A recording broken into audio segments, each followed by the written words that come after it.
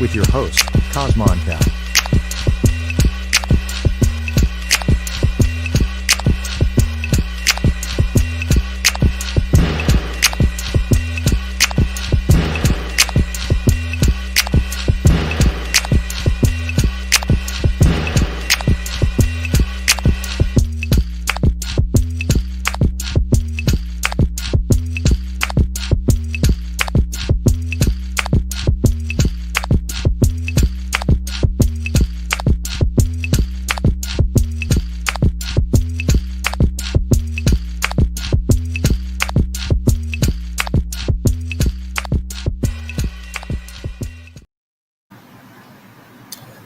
Right back like I left something. Miss your hostess with the mostest, holding that fire like a roach clip, your naga, your nerve. Fresh up off of that curb jelly, jamming for serve.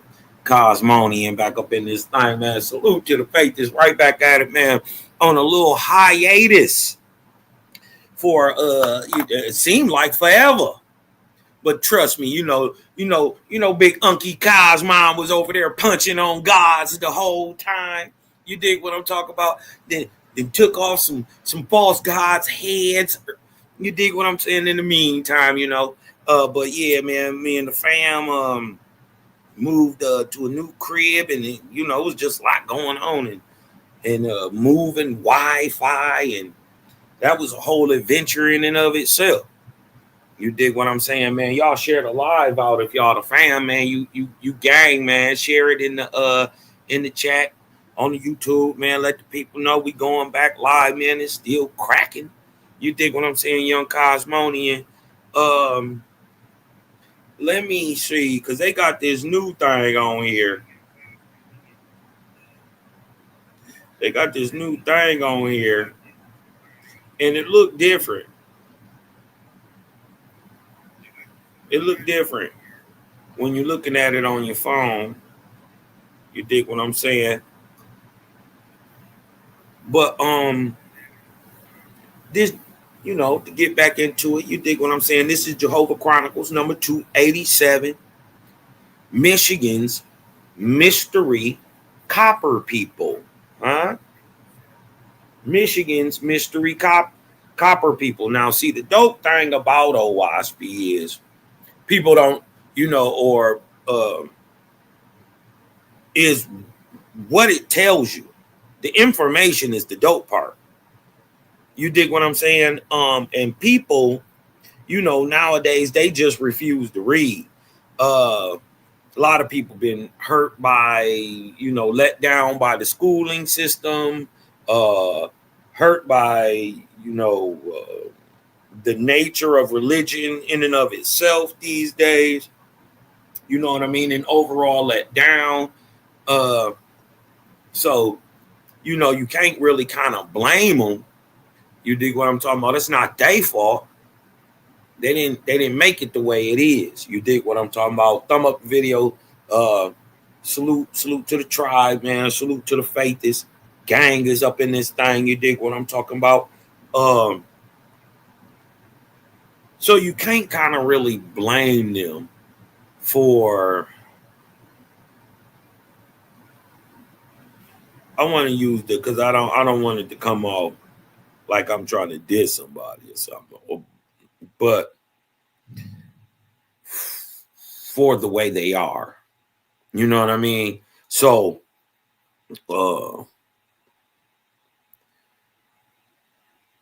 it's the information in a WASP that sets it apart for me, right? Like if you gonna be or purporting to be the creator of all things, man, you would know some information, right? That would just be mind melting. You dig what I'm saying? You would be holding back information, just telling the truth.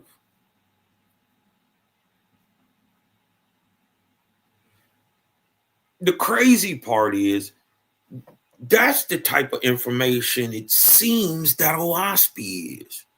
Bro, it go into stuff.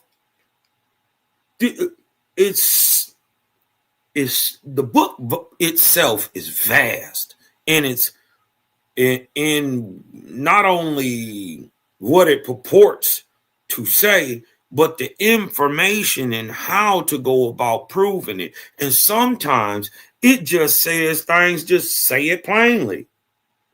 You know what I mean? It'll just put it out there, and you might not catch it. You dig what I'm talking about? Beyond the simple fact that the WASPI is the only spiritual book in the world, Craig, that tell you that the Negro of America is the Indian of America. That the nigger of America is aboriginal to this place. Right? On that fact alone, you dig what I'm talking about? Anybody who has melanin in their skin and you live within the borders of North and South America, I would say OWASP is a must read. Opposite of what the people who telling you don't read, don't believe anything. That I agree with. Don't believe anything, but don't be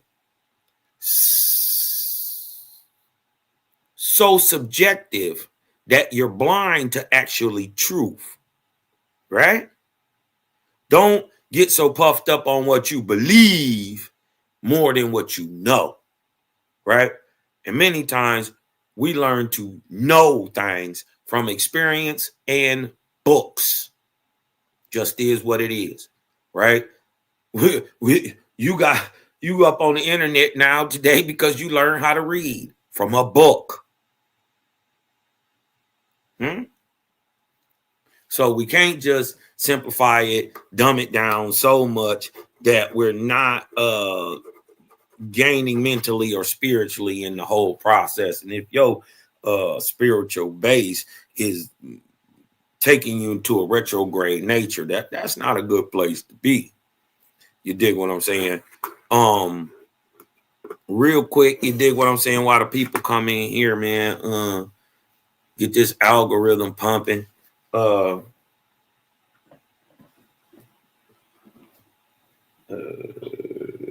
Y'all thumb up the video. You dig what I'm talking about? Share out the line, man. Let me pump this real quick for y'all, man, while the people come in.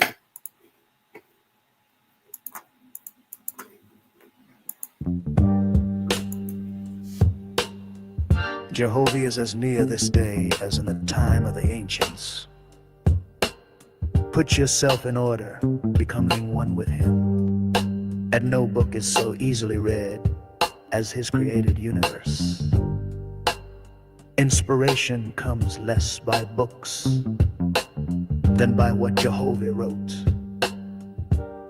His worlds read him and his works. Frame your speech and your thoughts for him.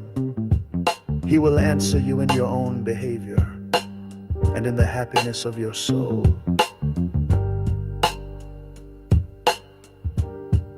Great wisdom cannot be attained in a day, nor purity and strength to overcome temptation, till the growth is from the foundation. The fool will say, the sacred books are no more than man of his own knowledge could write. Yet he has not wisely imitated the power of the words of your God. Let him do this well, and behold, he will also declare my words are from me. Yes, he will recognize them wherever found. It is the will and wish of your God that all men become constitutionally capable of receiving and comprehending the highest life, and that they shall no longer depend upon any priest, church, oracle, holy book, or upon consulting the spirits, and that their behavior may make the earth a place of peace, with long life to all people, for the glory of Jehovah.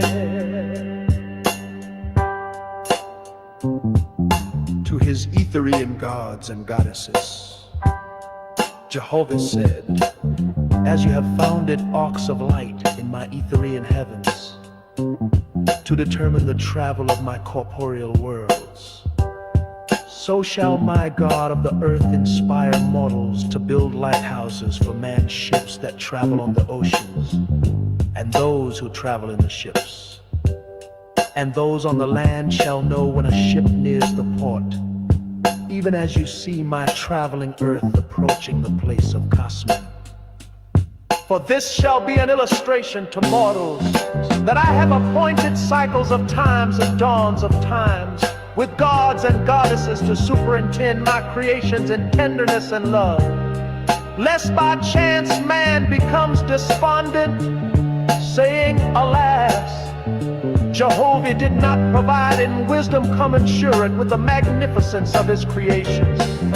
Behold, the time draws near when the nations of the earth shall course around the whole earth in ships, crossing the seas and oceans to all the places I created.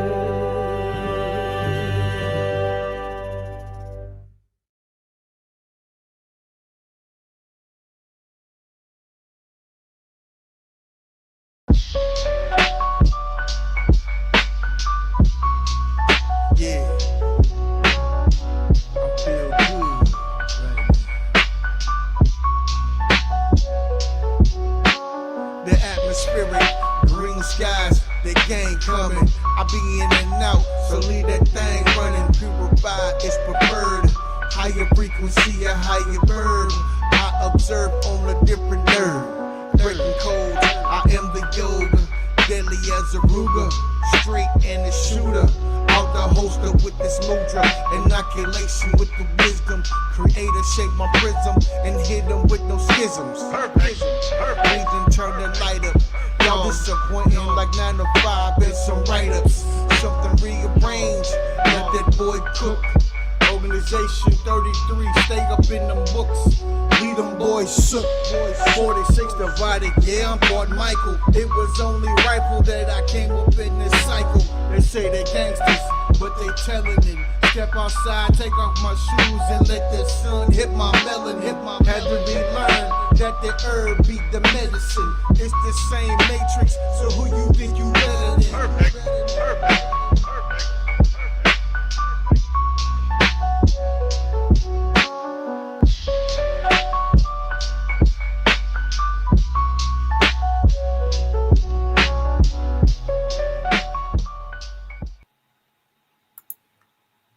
Now, uh, again, um,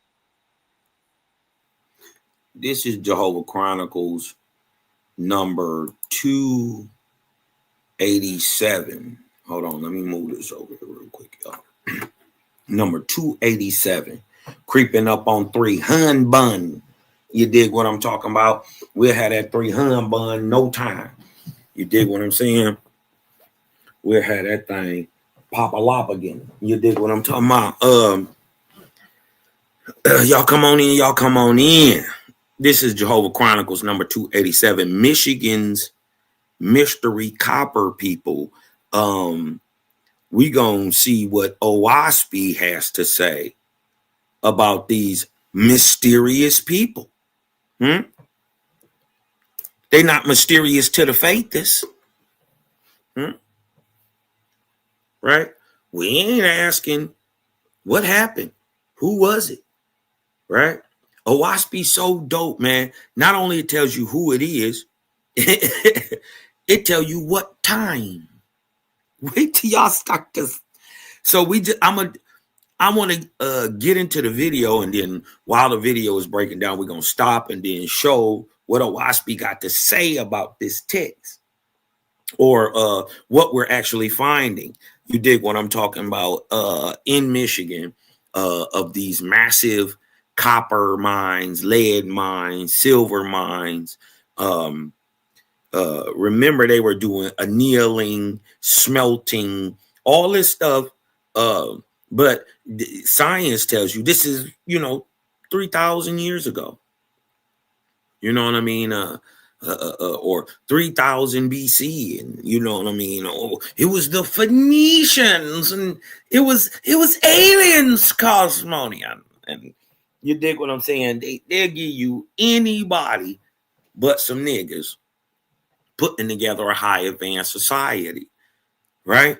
But what we gonna go find out is not only is there a high technological society, there's a high war society going on at the same time. And Owaspy reveals that these are your mother and your father cultures of the Americas. One called the Ahuan, the great copper-colored megalithic builder race. The other, the Ayan, aka the mound builder stock, right? And they want to give it to anybody but some niggas. Anybody. Huh? So we gonna break down a little video on the mysteries in Michigan, who these people were. And by the way, the people themselves would have been called Ontonongan, right? Or Okono, meaning copper people. You dig what I'm saying? They're called the copper people, right? A later descendant of these people would be the ancient Michigamani people, and all of these people don't even exist no more. And they're ancient. They, 8,000, 9,000 years old. We gonna go back into a time before that, but the dope part is Owaspy can put it on the timeline for you. This is what's crazy. Before we go a little further, I want to share some heat with you. This joint is fire. This my new little faith is jam right now. This my little faith is jam. You dig what I'm saying?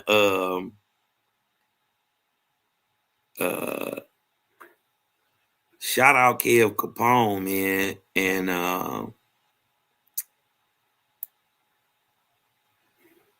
hold on, let me see. Let me put this up there.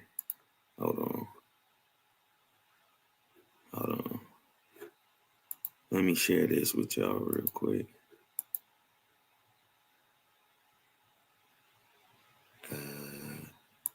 Boom.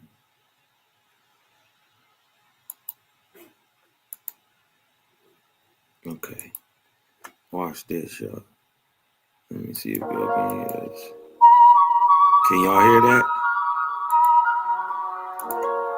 Throw me some follows in the chat if y'all can hear that. If y'all can hear that, throw me some follows in the chat. This Kev Capone. Hold on. The book of Jehovah, cemetery song, heard his word, and the world begun. Hold on, we gonna go back a little bit, man. Throw me some follows in the chat if you can hear that. First of all, you dig what I'm talking about? All right, but that new knock, man. This my little jam right here, right? I'm gonna wear this out this winter. I ain't gonna lie. This is called the Book of Jehovah, by the group Faith this rap group called the Undergrads. Shout out to the producer and the what do you call it? The executive producer. Shout out to the producer who producing the records, but also executive producing the project. None other than my faith's brother, Kev Capone. You dig what I'm talking about? Oh, aka Cosmon Kev. You dig what I'm saying? He about to listen. This my joint, man. This my joint. I can't lie. You dig what I'm talking about? This is that book of Jehovah. Rock with me real quick, y'all. This joint is flavor. You dig what I'm saying? Hold on. Let's go.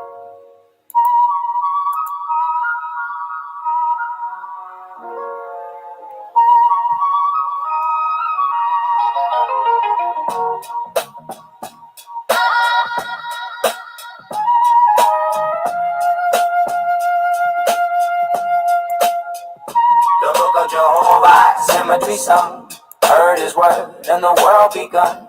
Motion one, devotion sprung, Jehovah reigns for the chosen, the only one.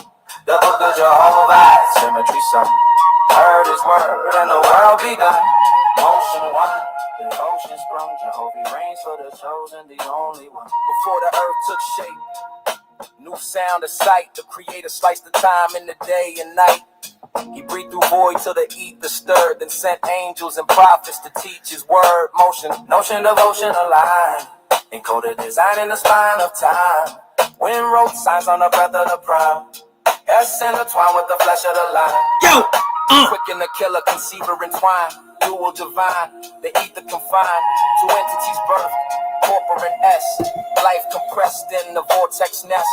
Spirit in the mist, physics resist. Matter persist in Jehovah's fist. Dust kiss flame, play became twist. Anatomy gift from the infinite list. Male and female named through air. EOE, that sacred blare, not beast, not star. Not anywhere but the whisper of wind as a builder's prayer. Vortex speak, the sequence hum, the life resume. From void to bloom, to eat the groom, creation's womb. Every tune and the flames plume, a living room. If your soul need food, here's what you consume. The book of Jehovah, symmetry sun. Heard his word and the world begun. Motion one, devotion sprung. Jehovah reigns for the chosen, the only one. The book of Jehovah, symmetry sun. Heard his word and the world begun. Motion one, devotion sprung. Jehovah reigns for the chosen, the only one. Three states of worlds I made, corporeal terrain, an atmosphere and chain to Ethereum planes. Ether the pure, obscure domain. The ghost of light, free the soul from shame. Atmosphere, field and flow. AGA, nebula glow. Currents collide where the comets go. Gravity bend with the vortices, so sound became law.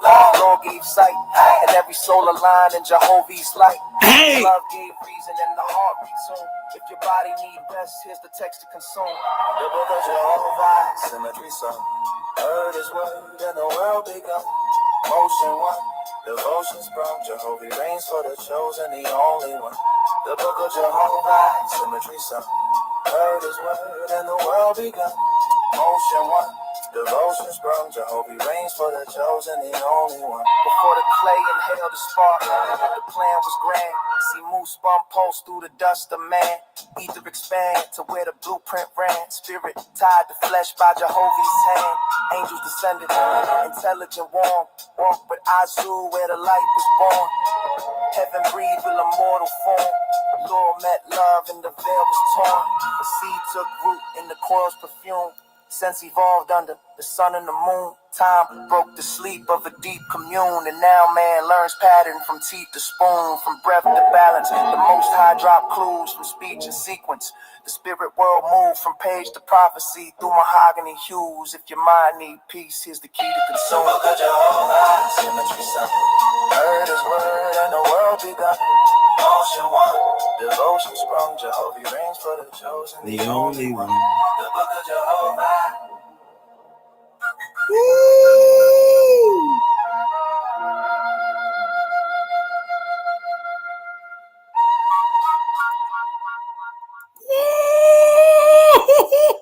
Woo! Woo! Kev Capone, boy,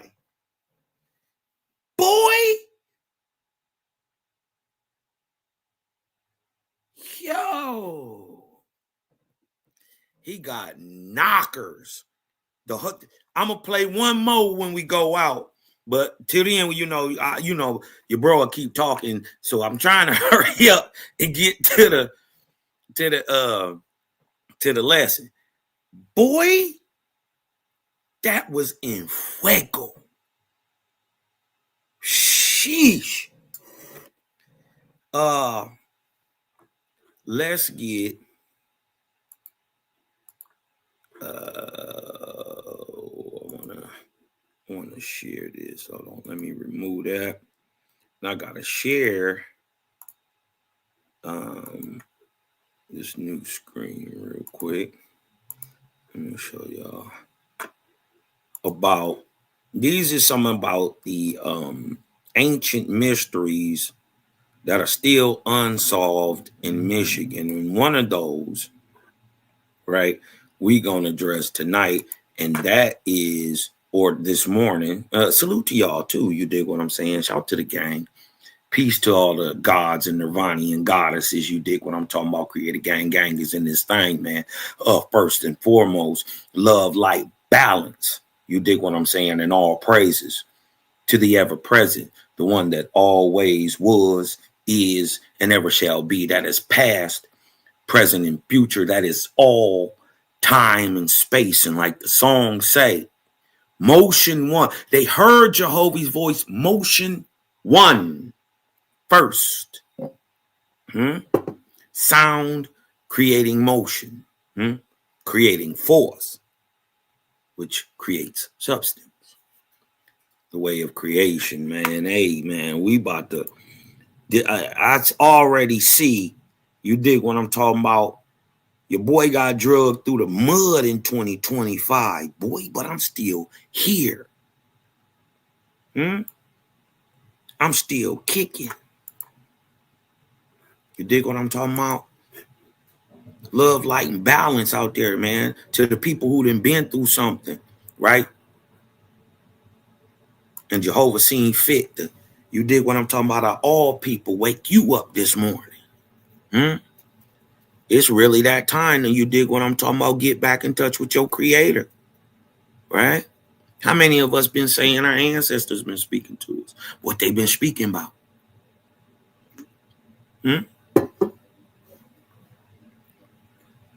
They've been telling you to get back in touch with what? Yourself.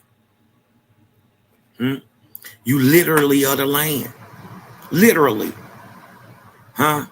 There is no person on this earth, that doesn't have a father. There are no bastards. We all got the same father, the Great Spirit, the great jehovih. In America, we call him Gichi. The Great Spirit.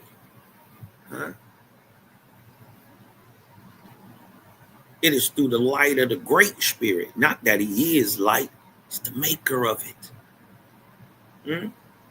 Light is a metaphor used for all goodness, just like darkness is used for evil.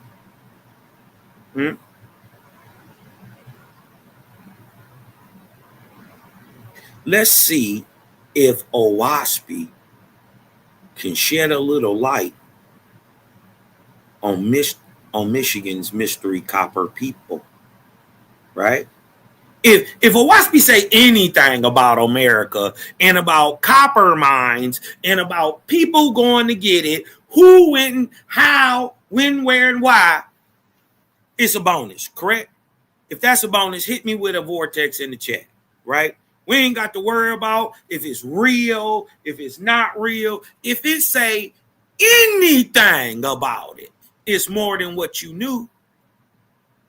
And then, not only, what if it told you not only just information about who, what if it told you who, what, with what, where, why, and when? Can we then at that point call Owaspi a source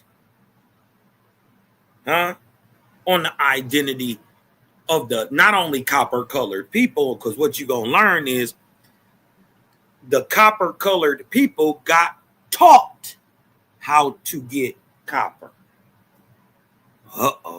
What you talking about? Don't you start that blasphemy this morning, Cosmon. We were always the super intelligent people, in a sense. But remember, It take negative and positive to create. It take up and down. And when it comes to man, it takes male and female. Huh?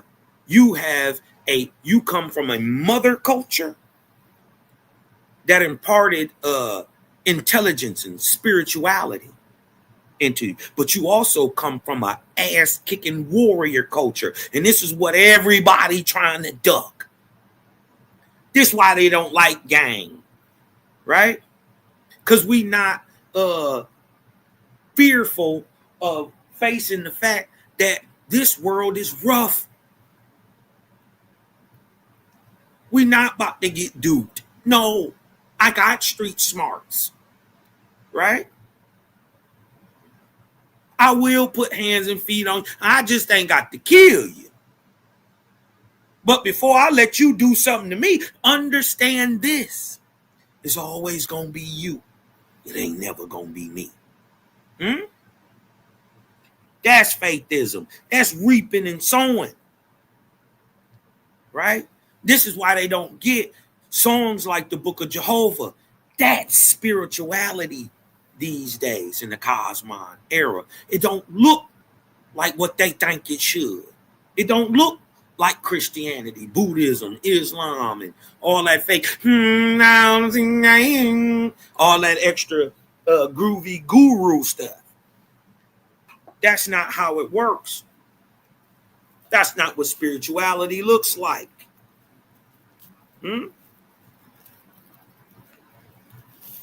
What they say about Yeshua, they say Yeshua was a fiery teacher. He cut it in them boys. He called them boys serpents. Sons of Shaitan. Wasn't playing. But didn't that boy get that whip? Going to the temple and get the beating backs? Get the whooping boys? Listen. What I'm trying to tell you is it's not always what it seems. It's not cookie cutter. It's anything but cookie cutter.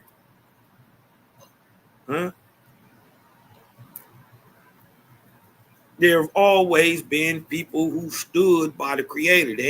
Who wasn't gonna let you do nothing to nobody.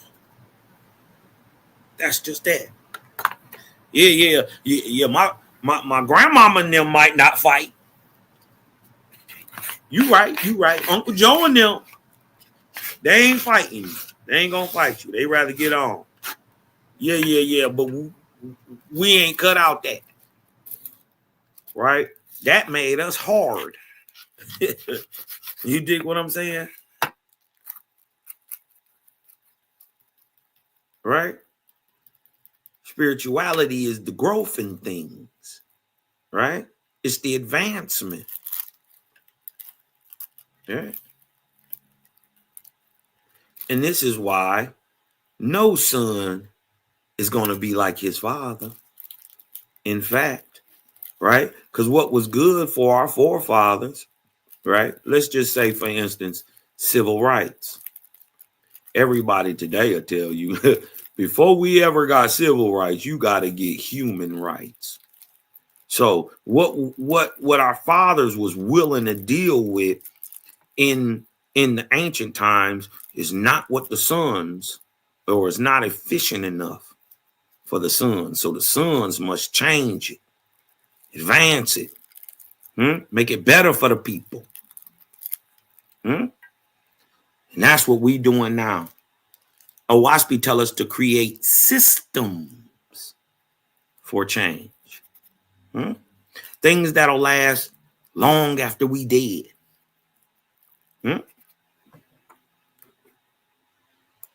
Watch this, y'all. Let's go. It's far older than its modern towns. Beneath its forests, lakes, and rocky shores lie traces of lost civilizations, strange carvings and ancient copper mines that defy explanation. From mysterious petroglyphs to ghost ships haunting Lake Superior, Michigan's past whispers through its landscape, hinting at stories the land still refuses to reveal. The Torch Lake ancient mining pits. Deep in Michigan's Upper Peninsula, Torch Lake lies quiet and glassy, its blue-green surface reflecting the thick forested hills that surround it. It's a peaceful place now, a summer retreat for boaters and fishermen. But long before there were cabins or marinas, something far older was happening here. Beneath the soil and scattered across the nearby ridges are clues to a mystery that's still unsolved. Who were the ancient miners that once worked the copper deposits around Torch Lake thousands of years ago? When explorers and settlers first arrived in the area during the 1800s, they noticed strange trenches, pits, and heaps of rock near the lake. At first they thought these were just natural formations, but soon it became clear that they were anything but. The pits were dug with purpose. Hammerstones and crude tools were found near them, stone mauls, wedges, and even wooden shovels preserved by the cool ground. When archaeologists began studying the sites, they realized the scale was enormous. Tens of before Europeans ever set foot here. The surprising part wasn't just that ancient people had mined the copper, it was how much they had mined. Some estimates suggest that, across the Keweenaw Peninsula and around Torch Lake, ancient miners extracted hundreds of millions of pounds of copper over thousands of years. But there was a problem.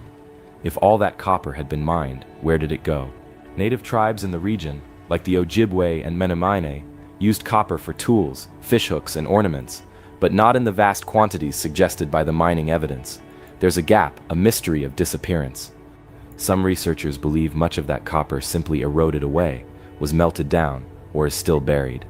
Others, however, suspect something more intriguing, that the copper was traded far beyond the Great Lakes, maybe even across the ocean. This theory gained traction in the late 1800s, when artifacts made of nearly pure copper began turning up in archaeological sites far from Michigan.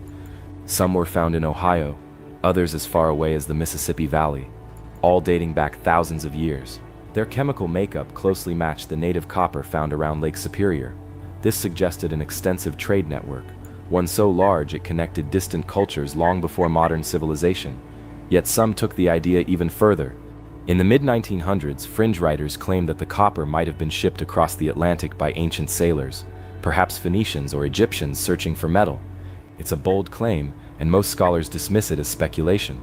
Still, it's easy to understand why the idea caught people's imagination. The mystery of the missing copper left room for wonder.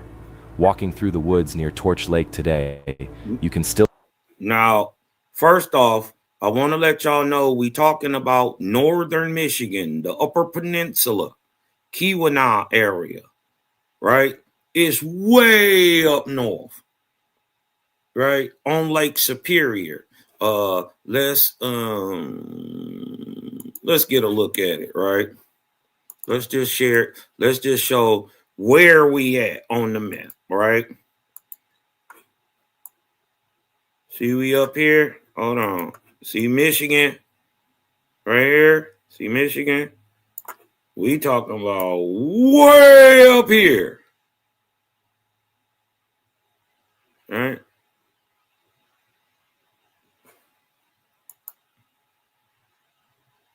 You dig what I'm talking about? This is Keweenaw Peninsula, way up here. That's where we talking about. Right? That's what they talking about in the video. This is Lake Superior. Right? Lake Michigan. Right here. Lake Michigan. Lake Huron. Erie, Ontario. You dig what I'm talking about? In Superior, the 5 Great Lakes. But we talking about way up here. All right? We gonna get into it. You dig what I'm talking about? But I just wanted to give a little highlight about what Owaspy be saying about these people, and we gonna get into it. You dig what I'm saying? Because Owaspy tell you who this is, where they at, what they doing. Watch this. Right here. Watch this. Into the vid and the Sanjins, or Lake Superior and Michigan, Lake Michigan, where the what? The Ahoans The copper-colored Americans dig deep down and bring copper, silver, and lead in boats to the king of Avaya, Ahuan monarch and good protector. Now watch this, right? It says, in another place described, this country seems to have been inhabited first in Central or South America, or it's actually Middle America, it's Mesoamerica, Central, and to have embraced South America, Mexico, Texas, correct, and the Western Mississippi, from which, watch this, a canal extended to the Lake Superior mines, right? Giving a little history on who these people are. These are aboriginals, but they're not even us yet, right? These are the large copper-colored megalithic builder groups, the Ahuans, our fathers. See, from the mother group, the mound builders, the also known as the Shi or the Mahya, right? The people of heaven and earth, or those who are, they call them illusions, or those who are not what they seem to be, or seem to be what they are not. You dig what I'm talking about? The Mah and the Yah, the people of the heavens and the earth. You know? But look, let's go back. Let's go back, because I want to keep sharing. So now we know that it is the Ahuans who were in northern Michigan, right? Doing the mines, right? Getting it together. But we're going to find out more information because somebody sent the Ahuans there. Remember, there's a high technologically advanced group who is peaceful, right?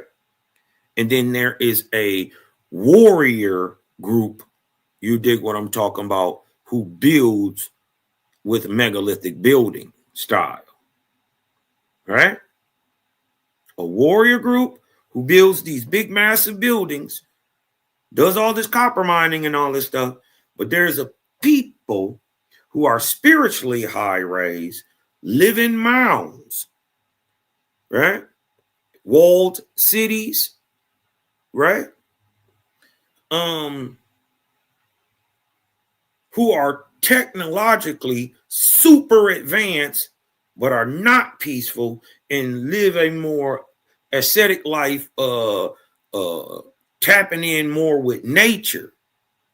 You dig what I'm saying? Than actually terraforming and carving rock and building these massive edifices to live in. The two different people, two different styles.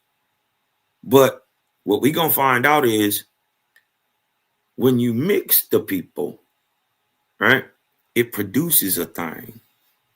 And I'm here to, and Owaspi's going to show you the resulting mix is the American Indian. Oh, God, Mom, what are you talking about? How is you going back? Nigga, you would have to be going back thousands of years, Cosmon, to show that. Well, let's get to showing. Right? Let's get back to it, right? So now we know why they up here in northern Michigan and who sent them. Where they taking it? So if you really want to find a lot of this copper, you need to go down to the Mayan region, Aztecan region, Incan region, Central and South America, because much of that stuff was being taken there. A lot of it also ends up in the Mediterranean. It does end up there. A lot of the ancient Mycenaean, Minoan warcraft made of bronze and copper and all that stuff comes straight from Michigan. Michigan tin, copper has a layer of tin in it that gives it like a genetic or a how do I speak a it gives it like its own fingerprint. Like you can tell it from anything else in the world or any other copper in the world because it has this trace of tin in it, and it gives it its own chemical ID. You dig what I'm talking about in a sense. So you can tell where it comes from. And many of this is found in bottoms of oceans and old ships and old war crafts and things like that. But they so old, you know, they would even be 5,000-6,000 years old, 4,000 years old to us. But we talking about a time far in excess of that, right? Let's get back at some of this information, right?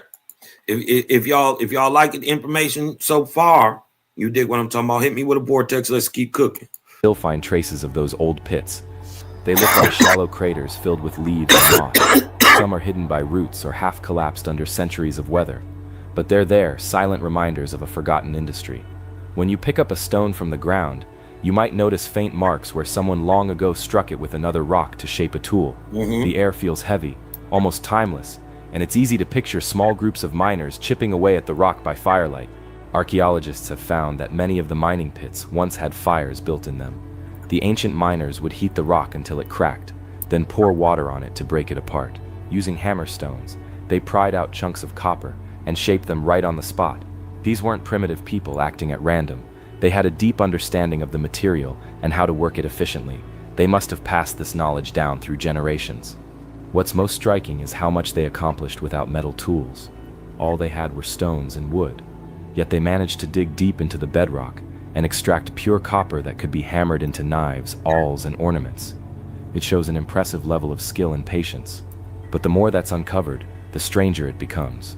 Some pits are found miles apart, yet share similar layouts and tool types, suggesting a shared culture or coordinated effort. The people who did this mining weren't isolated, they were part of something bigger.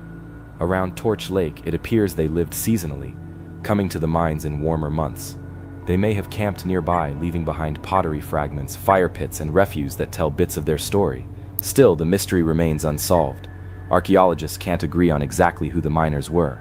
Some link them to the old copper complex, a culture that thrived in the Great Lakes region between 4000 and 1000 BCE. They were among the earliest people in North America to work metal. Others suggest that mining continued later, perhaps by various tribal groups who used the sites for centuries. There's no clear end date, no sign of why the mining stopped. One theory is that easy-to-reach copper became scarce, forcing the miners to move on. Another. But is that true? And remember, the point was that they had tools. Huh? They were showing that the people had tools. Right? Let's see what Owaspy has to say about, you dig what I'm talking about, learning how to get this ore out of the ground. Watch this, y'all. Right?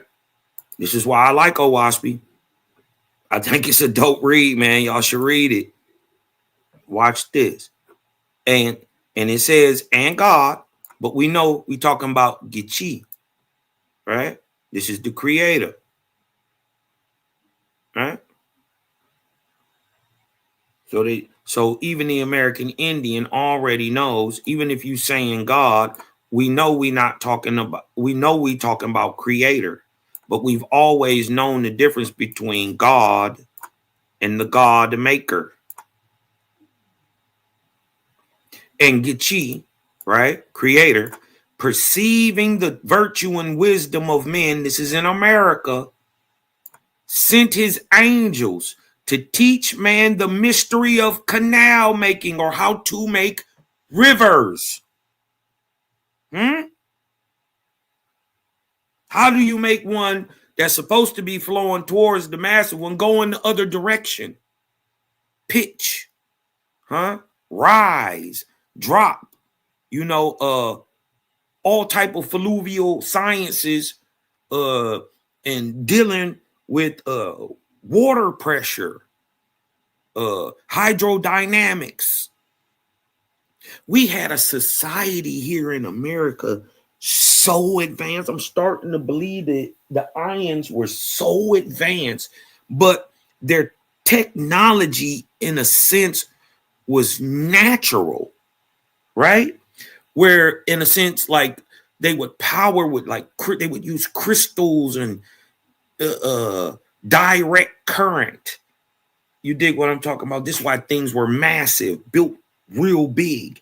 Because you could go into a room, and if it had a filament in it, just because you were inside a room being irradiated with direct current, the light would cut on. You would, or you could just touch it on the wall. It would just cut on. And the understanding of using man's natural energy of itself is a technology that, you know, obviously has been lost from time. You dig what I'm saying? War, other situations, and whatever. You dig what I'm saying? Just timing in and of itself is enough. Especially when y'all figure out when we talking. Right? Watch this. Geechee, perceiving the virtue and wisdom of man, sent his angels sent his angels to teach man the mystery of canal making. That's right. The Mississippi was carved by hand. The Amazon carved by hand. You think it's a mistake that man lives along it, right along it? Huh? How do you get that river to go up? Okay. There's a science to it, y'all. It's not magic, science, right? And the angels taught man the mystery of canal making, river building, hydrodynamics, to teach him to what? Compound clay with lime and sand to hold water. Listen, this is what we commonly know today as quickcrete. What if I told you this is lined all up and down the Mississippi, all the way into the Rio Grande, all the way into Texas, all the way through most of this stuff, all the way out here is a layer of quickcrete. Look, 823 right here. Y'all see this? 823. Watch this. It's quickcrete. That is, right, to make concrete from hydraulic cement or quickcrete.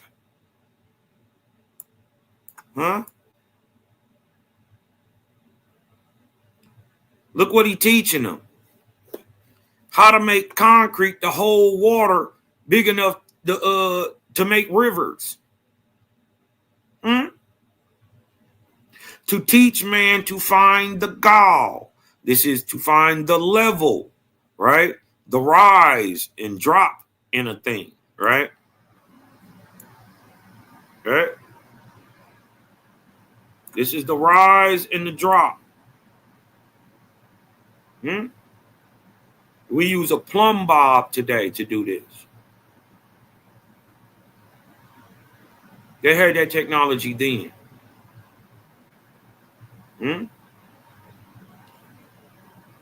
Watch this. To find the rise and drop, and the level, and the force of water. This is hydrodynamics. He taught man this. How to make concrete. How to find the rise and drop in hills and mountains and altitudes and all that stuff. Right? He taught him how to level. To even a place out.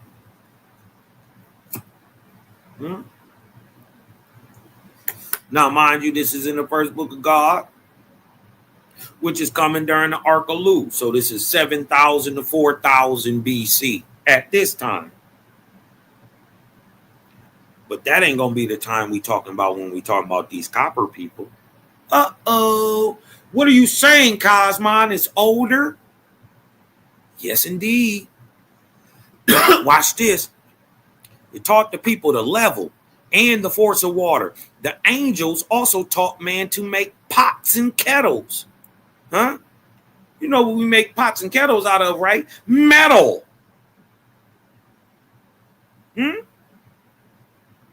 Many times they're made out of what, y'all? Copper. The angels taught man how to make how to make pots and kettles, to burn the clay in suitable shapes, and to what? To find copper ore and silver ore and gold and lead for the floors of oracle chambers. What do you mean oracle chambers? Because they were massive cities that these people lived in there. San Francisco's always been there. LA has always been there. New York has always been there. Chicago has always been there. Detroit has always been there. Miami has always been there. New Orleans, always been there. Every major city in the States has existed for thousands and thousands of years and have been repopulated over, in many places, some places, 30, 40 times. Huh? People come, people go. Huh? It's not just one constant stock, just like the apples. You got one apple tree. Yeah, that's humanity. But every single person is not the exact same. And just like in an apple tree, the apples that came in the year 2000 is different from the apples that came in 2001, came in 2002, 2010, 2020. Same tree, different different apples. You dig what I'm talking about? Man is like that also. You dig what I'm talking about? And over certain times, people peter out. You dig what I'm talking about? They run their purpose and they become, in a sense, dinosaurs, extinct. But look what's being learned. How to find copper or silver or gold, lead for the floors of oracle chambers. That means they have buildings. Huh? With oracle chambers in them. Clean and shining white, suitable for angels. And watch this. And they taught man how to soften copper like dough. Uh-oh. Huh? But watch this. I'm going on to tell y'all the Copper Age started in America. Huh? The Bronze Age, Copper Age started in America. Why? Watch this. And they taught man how to soften copper like dough. How to what? Harden copper. Remember, we talking about Michigan. How to harden copper like flint rock, huh? For axes and mattocks. For what? Building canals. A mattock is kind of like a shovel.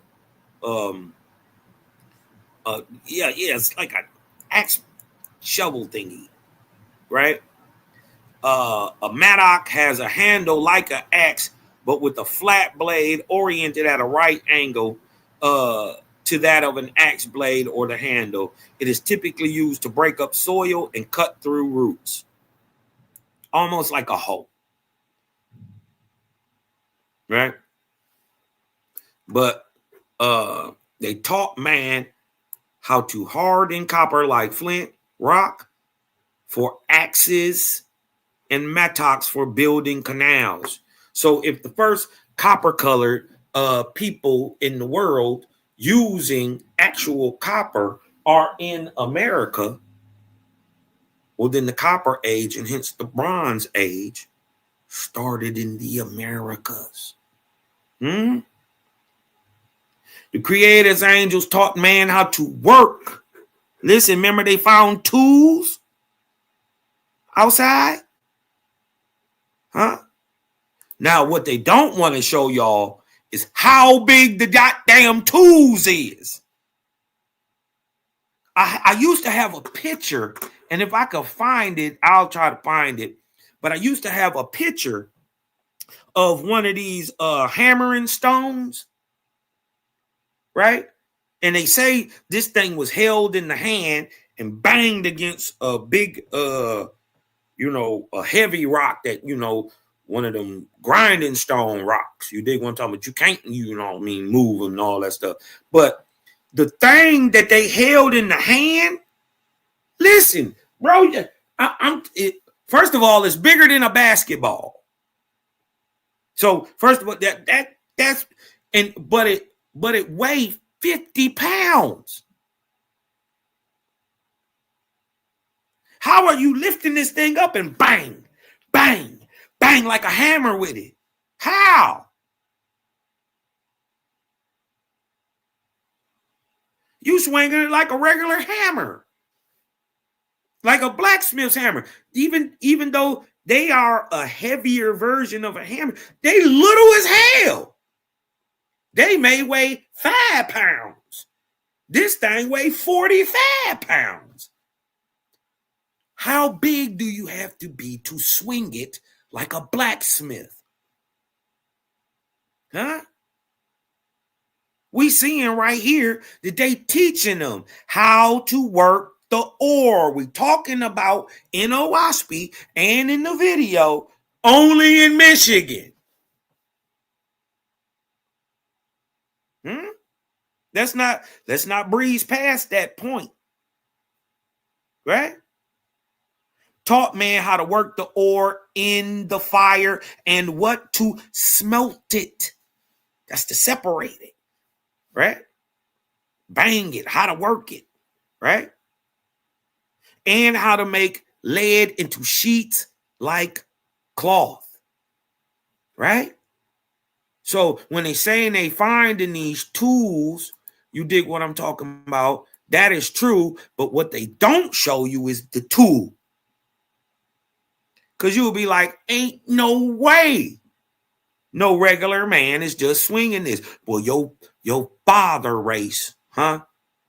The great megalithic builder race, the Ahuans, huh? The copper-colored people, right? I don't say nothing about no copper-colored people. God, modern, they definitely not called no Ahuans. You dig what I'm talking about? You know they be hating on Cosmonian. You dig what I'm talking about? They be mad I'll be bringing this light. And ain't nothing you can do about it. Physically, spiritually, in no way. You don't want to debate, right? You just want to talk, right? So while you sitting back there doing all that mealy mouthing, huh, that gum bumping, huh, hot breathing, right? What does this say? The Ahuan, they are half-breeds, right? The Ahuan, the copper-colored people. What? They say they are what? The copper-colored race. Remember, we talking about Michigan. Is Michigan in America? If Michigan is in America, last time I checked, it was. If you know Michigan is in America, hit me with a vortex.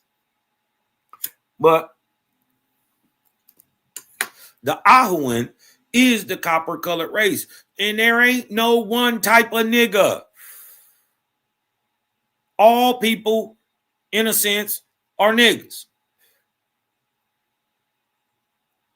And it's from intermixing that we even got this nigga's a hybrid right here already. I'm saying once you mix this, right? See this right here, this Ahuan, right?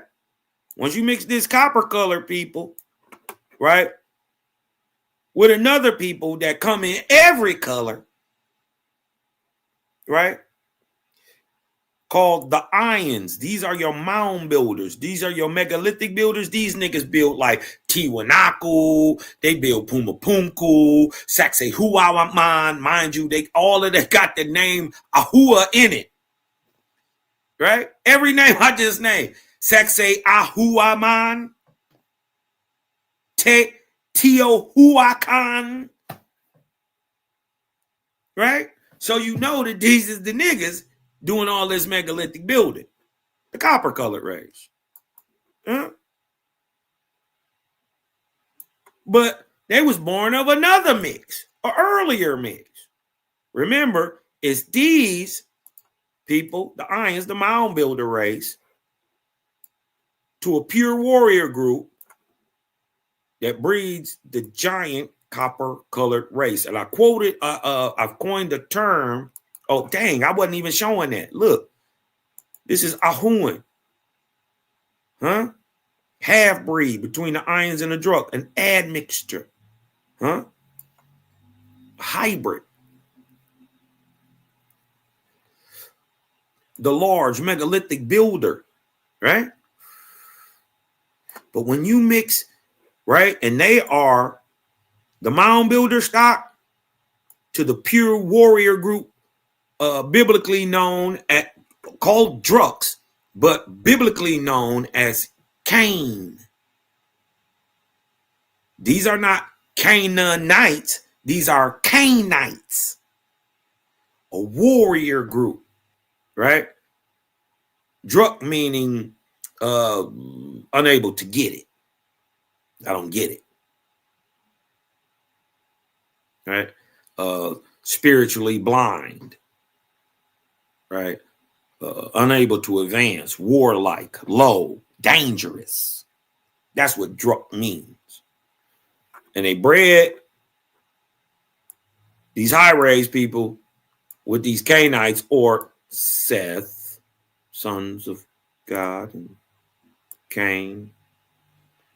And they got a hybrid who is giant. This is where the giant people come from. Anyways, but these giant people are the copper color race. And then, remember, these Ions are already there, the Ahuan's mothers, right? In a sense, the Ahuan race breeds back with an Ion, breeds back with the mound builder, produces an even higher raised half Ahuan stock, leaning Ion. It's an Ahuan, copper color. It's in America, but it's got more of the good stuff in it, right? Because see, we instead of having this 50-50 mix that make the Ahuan, they cut back into the Ions. Now they're all the Ahuans are Ions, right? They mamas is Ions. So when they cut back into their mama stock, they lean more towards that goodness. So the body refines. More symmetry, more beauty. Huh?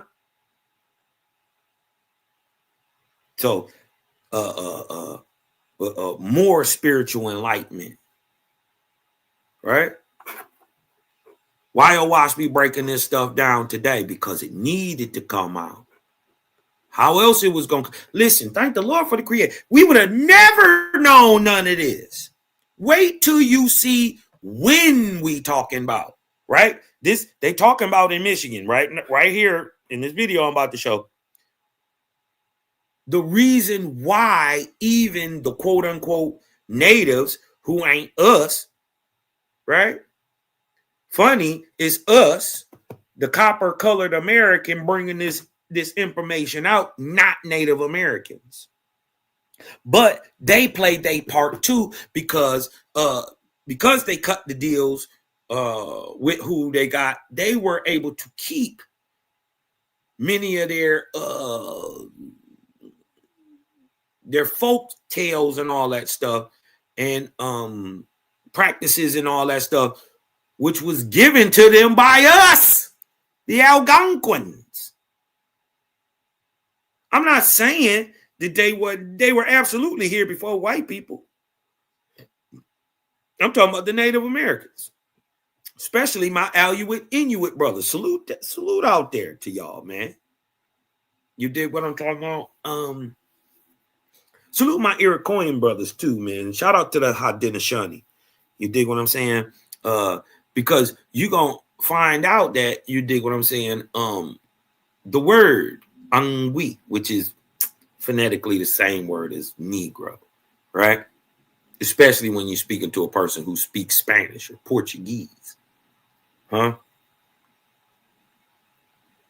Phonetically the same word as the word Owaspy is about to call the Indians of America. This is amazing. Another idea is that cultural changes or environmental pressures caused them to abandon the pits. Whatever the reason, the work eventually ended, and the forest slowly reclaimed the area. In the 1800s, when industrial miners rediscovered these ancient workings, they were stunned by what they saw. Some of the old pits had been so carefully dug that they followed copper veins just as a trained geologist might. Modern miners even reopened a few of the ancient sites, finding small stone hammers left behind thousands of years earlier, sometimes still lying beside exposed copper.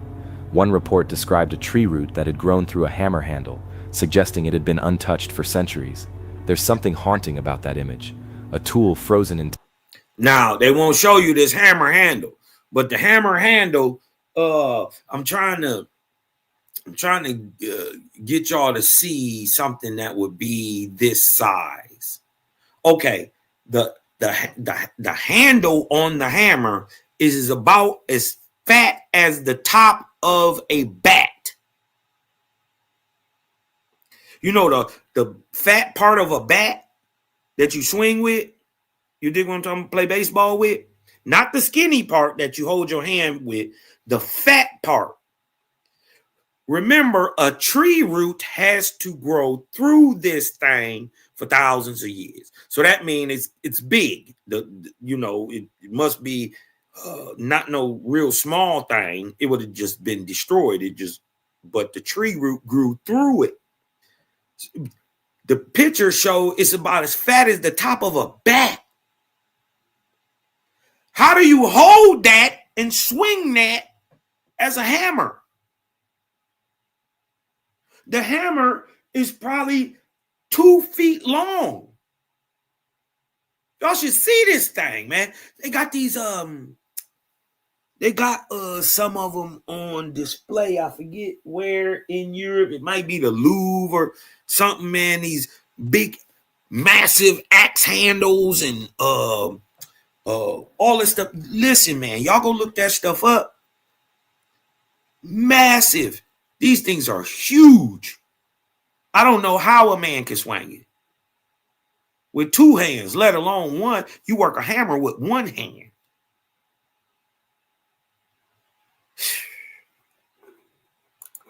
Time, waiting to be found. It makes you realize that this wasn't just an archaeological site. It was once a place of human effort, sweat, and purpose. People stood here, where the wind still moves through the pines, and worked to shape their world. Today, Torch Lake's ancient pits sit mostly undisturbed. Some are fenced off for safety, while others are hidden deep in the woods, visited only by Now, I'm going to share this video, and I'm letting y'all know, I'm letting the gang know. Watch the chat, right? Not the chat, but the comments. You're going to hear people say, oh, Cosmon, you should have did your homework before you put this video out. Torch Lake is not in the UP. Torch Lake is down by Traverse City in the upper lower peninsula. And I would tell them, well, I'm telling y'all that's what they gonna say before they say it, because that's all you're gonna find on a 5-second Google search. But for those of us who know, huh? Real Onondaga, huh? Real Ondawa, real Okono, huh? Real Michigami, the real stocks, the real neutrals. You dig what I'm talking about? We know.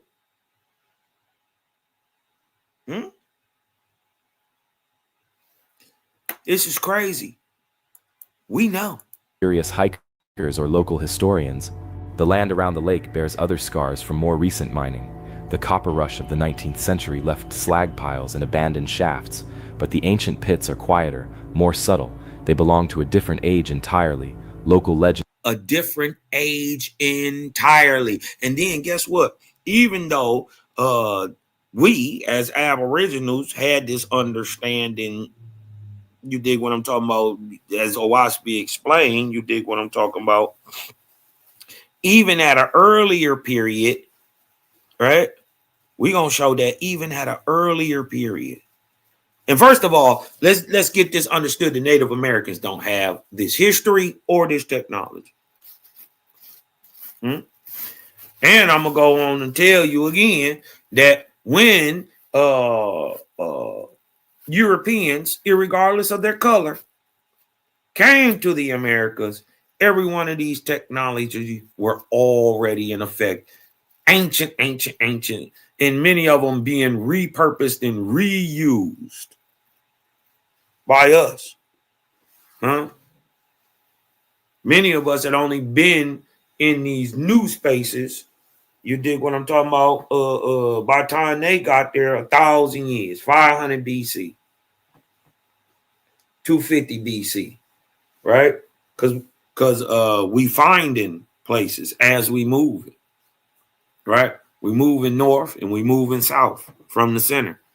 I'm telling you, the North American or the American, the Guataman himself is the only people who primarily migrate north and south in the world. Everybody else move east and west or they stay the same. Chinese usually stay where they at. East Indians, they stay where they at. The Africans, they migrate east to west. The Europeans, they migrate east and west. The Arabs migrate east and west primarily. But the American primarily migrates north and south.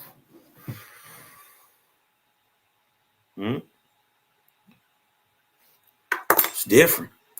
Have grown around them. Some old miners claimed they felt an eerie presence while digging near the ancient pits, as if they were trespassing on sacred ground. Others said they found strange carvings or symbols on stones near the old diggings. Though most of those tales have never been proven, still they add to the lake's atmosphere, a sense that the past is close, almost tangible. If you stand by the shore at sunset, watching the light fade over the water, it's easy to feel the weight of that history. The waves lap gently, and the air smells of pine and metal. Somewhere beneath the surface, veins of copper still run through the rock, untouched since those first miners laid down their tools. You can almost imagine them, ghostly figures in the fading light, carrying hammerstones and baskets of ore, their voices lost to time. What drives people to dig into the earth, generation after generation, chasing a metal they can shape and polish but never eat or drink? Maybe it's curiosity, maybe it's survival, or maybe even thousands of years ago, copper meant something more, something that shimmered. Or maybe it was the advancement of the people in the spirit through the Great Spirit. Maybe this had to happen. Maybe this has happened over and over and over again after resets. Mud floods, calamities, great destruction. Natural events that just rock the world. Maybe nothing has ever changed and things just keep on continually, right in process like they're supposed to. Ain't that called time? Doesn't it move from past to present to future in a series of events that can be calculated by their event happening? Well, see, Owaspi just on a different level. Not tripping. I ain't making none of this up either, y'all. Not just with value, but with meaning. The mystery of Torch Lake's ancient mining pits isn't just about lost technology or missing copper. It's about connection. It reminds us that Oh yeah. Remember when I said I was already telling you what the people was gonna say? Watch, you're gonna get people in the comments that's gonna say, Cosmon, you should have did more study because Torch Lake ain't in the UP. And I'm gonna tell you, y'all need to stop. Because Cosmon don't say nothing he can't prove. And this just proved you did a 5-second Google search. There's 2 Torch Lakes. 2. One by Traverse City and one up in the Keweenaw Peninsula. Look it up. Right? We talking about the one in Keweenaw, not the one in Traverse City. But dig this. Let me blow your cap. Right by the place where they're called in by Torch Lake in Traverse City is an underwater city. And the Stonehenge of what they call the Stonehenge of the Great Lake Stonehenge. It's underwater.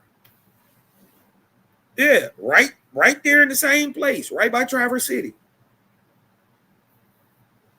So before y'all try to come for Cosmon about anything, right? Remember, I'm gonna bust my gun, but I already got a sniper on the roof. Be cool and just listen to the information. You dig what I'm talking about? long before modern borders or machines, people here understood the land deeply. They worked with it, not against it, and they left behind a puzzle that still speaks to anyone willing to listen. Today, Torch Lake remains one of Michigan's most beautiful places, a deep, clear lake with a rich past hidden beneath the soil. Whether you come for the scenery or the history, you can't help but feel the pull of its mystery. The wind whispers through the trees, and for a moment you can almost hear the faint echo of hammering deep underground, a sound that once defined a forgotten world.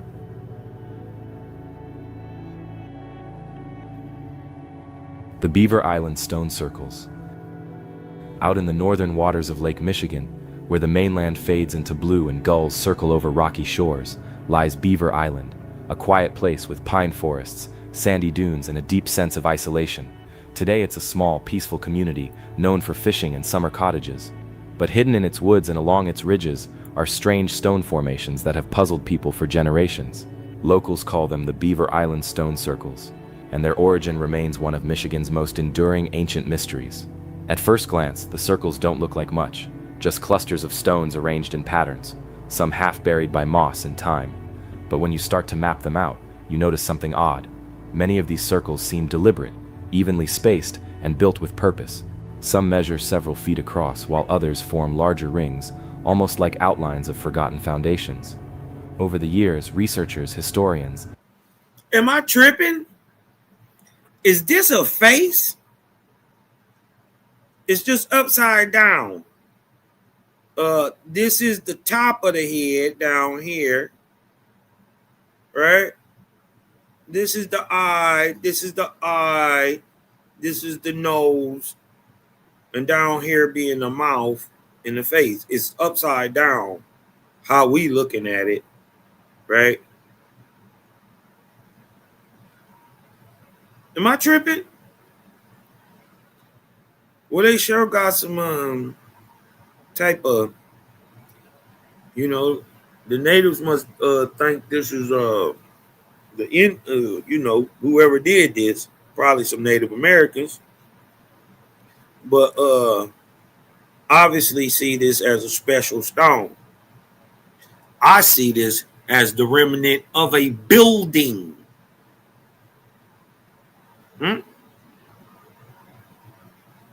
And then think about this. This is rock.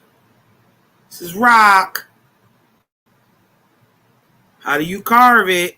Perfectly to a hand, right? With a face in it. If it's hard as limestone, diorite, how are you carving it with copper? The hardest you would have had is copper tools. Huh?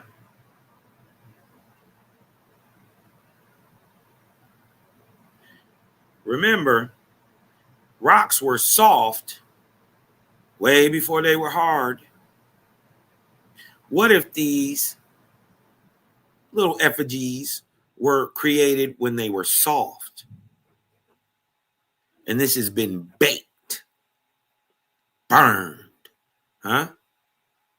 Not only once, twice, huh? What if it's been flooded underwater multiple times? That would explain the erosion and straight, being rained on would weather it like that. But what twists it? What deforms it? Heat.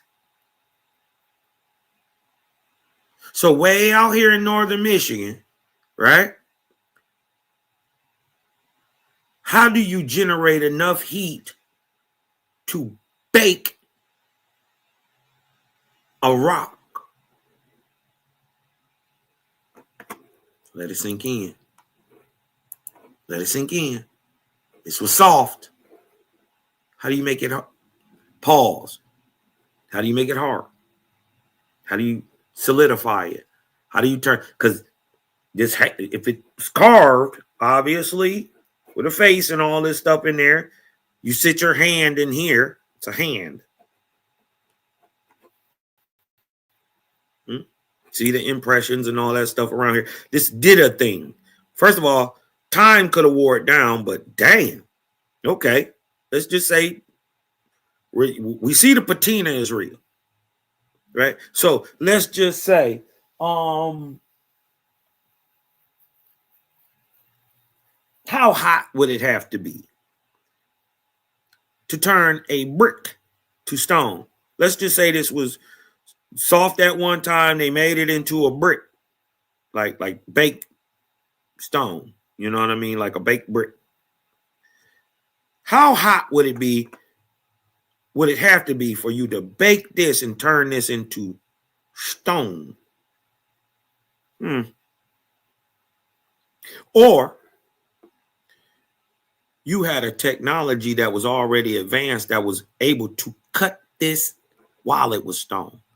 Either way, you ain't got an answer right now, y'all. Right? But Owaspy is daring to give answers, saying that man did this, every bit of it.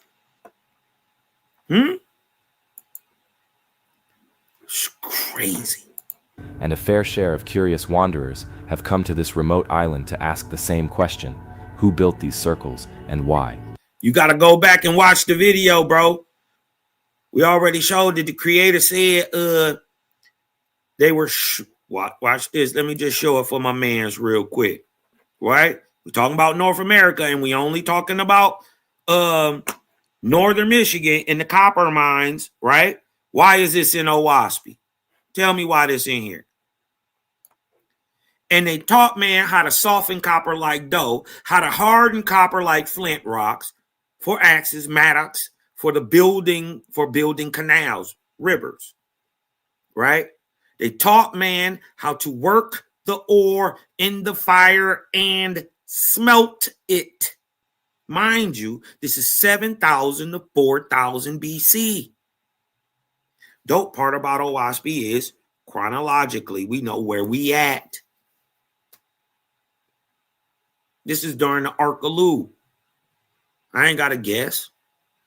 Owaspy is written in a way where it gives you a what they call the upper and lower books, or the books of the heavens and the books of the earth. So for a certain span of time, it'll give you what's going on in the heavens and the resulting actions that were produced on earth for the same period of time. This is what I keep telling people, man. Stop listening to what spooky religious people say and read the words of the creator. If they are right? Just imagine the benefits it will have to humanity as a whole. If what we saying is true. Now, mind you, we keep going and showing in the text. That's what it's saying. Right here, my man said they was probably smelting it. I said, oh, I just showed it, bro. Watch me saying this is in between 7,000 and 4,000. But we gonna go back to the copper people that was there before these people. These is Indians right here between 7,000 and 4,000. These American Aboriginal Indians like me and you. Huh? We going back to an older group. Huh? Where our mama group put our father group on. Huh? Say, what you mean, Cosma? Say it again. You come from two people, a megalithic builder stock, huh? That built all these great massive cities. And wait till you see the stuff they about to find under the ground. Wait till you see the stuff that they's coming out of the Pacific. Wait till you see my next bill. Cities on the floor of the Pacific. Jaja told you. Huh? Wait till you see my next bill. But we got to clear up this stuff here because they keep trying to play us like we was these little dumbass little niggas running around in the woods stanking and, you know what I mean, little swinging from trees with bow and arrows and feathers. And nigga, that's not how it went. Huh? You had two people. One super advanced all the way around, but peaceful. The other advanced, but in war, technology. And we see it right here. Huh? Watch this. Let's keep cooking.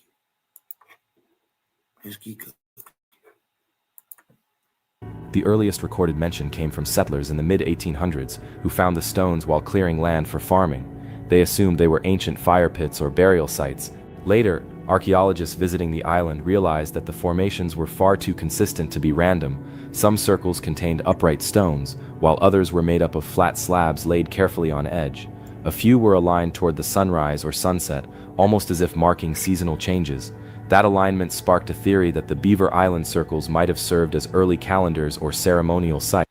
That's exactly what they are. Right? And look, what does the creator teach us about what? Sitting in the semicircle in the horns of the Tau. Didn't Moses make Abraham, founded a city called the Jehovah Jireh. First of all, he ain't supposed to know that name. God, the Bible said they didn't know him as that name, but he made a city and named it that. But anyways, that's another contradiction. I want you to see the semicircle. Huh?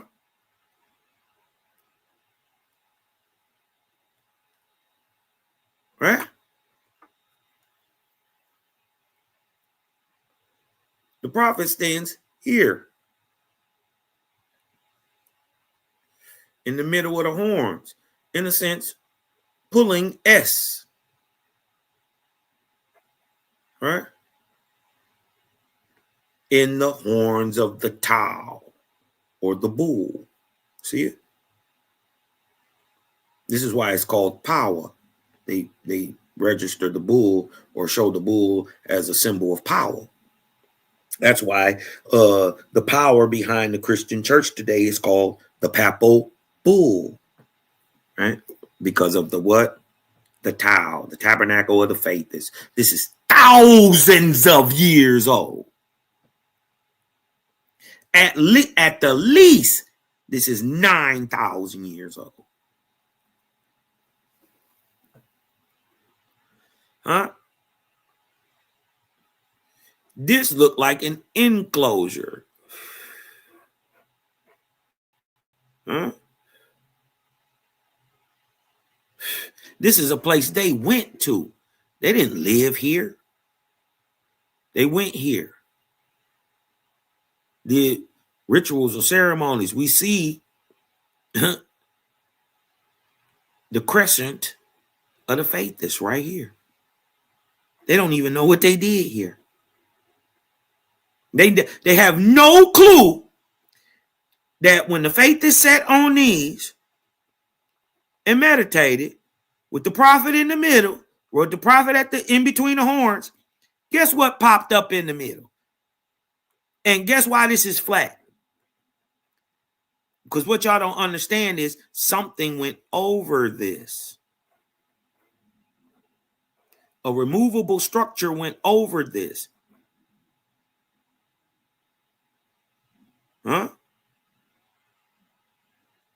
So it could be dark, no light in there. Guess what popped up right here in the center? Huh? Guess what popped up?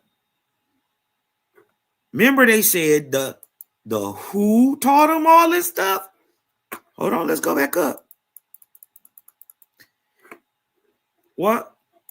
And Geechee, perceiving the virtue and wisdom of men in America, we talk about America, he did what? He sent his angels to teach man the mystery of canal making. If you ain't a faithist, huh?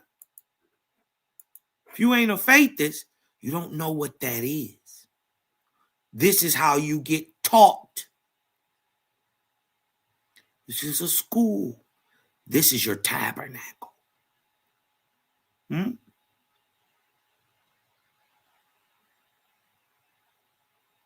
It had a removable structure over top, not a teepee. It's called an Hunandaga or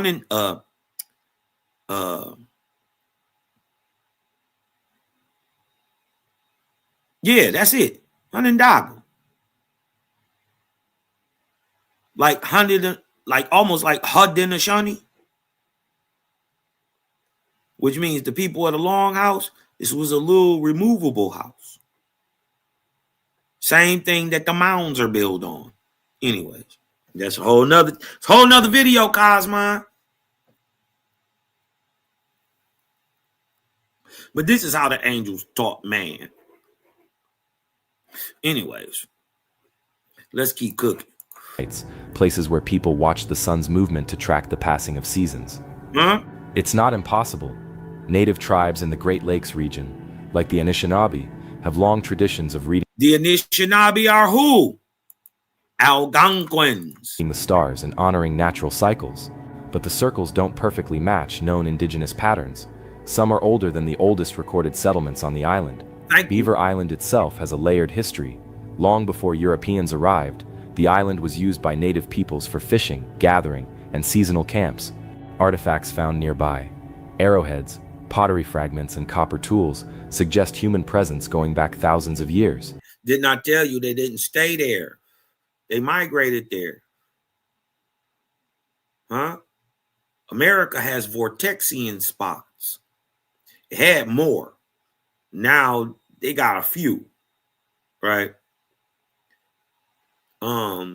But be careful about these spots too, because in these great Vortexian ley line spots are also hells. Yeah, hell not. Yeah, that's why it's a big vortex there. Be careful. The stone circles could be part of that deep past, remnants of rituals or gatherings that once took place here, but no one can say for sure. In the 20th century, amateur archaeologists began documenting the circles more carefully. They noted that some of the stones appeared to have been shaped or moved from other parts of the island, which would have taken serious effort. Others noticed patterns between certain sites. Some circles seemed to form lines when plotted on a map, connecting high points across the island. Were these lines accidental, or could they represent something, a kind of landscape map or spiritual pathway? One local legend says the circles mark places of power, where the Earth's energy feels stronger. Some islanders even claim to feel it physically. Well, that guy is correct. You dig what I'm talking about? These places, these places where spiritual interaction was conducted, right? They are put in specific places on purpose. Even the great Kukulkan Khan walked his people to a specific spot, right? Now known as the Great Mexico City, which I say is ancient Atlantis. A subtle vibration or warmth when standing inside a ring. Skeptics, of course, call this suggestion more spiritual than scientific, but the stories persist. In a place as quiet and untouched as Beaver Island, it's easy to imagine that certain spots might hold a special kind of presence. There's also a theory that the circles were once the bases of ancient dwellings, perhaps wigwams or huts built long before the recorded native settlements. In this view, the stones weren't ceremonial at all, but practical. Come on, man. Come on, man. If you were faithless, and your ancestors were faithless, this does something. You know it too. You know it. You know it. Look, there's multiple of them. There's ones back there. Look, there's ones to the right. One straight to the back. What are they doing? You know. You already know what they doing. You trying to deny it in your brain right now that there's no way they had spiritual interaction. You know this is calling to you. Just looking at it. If it speak to you, if that's different,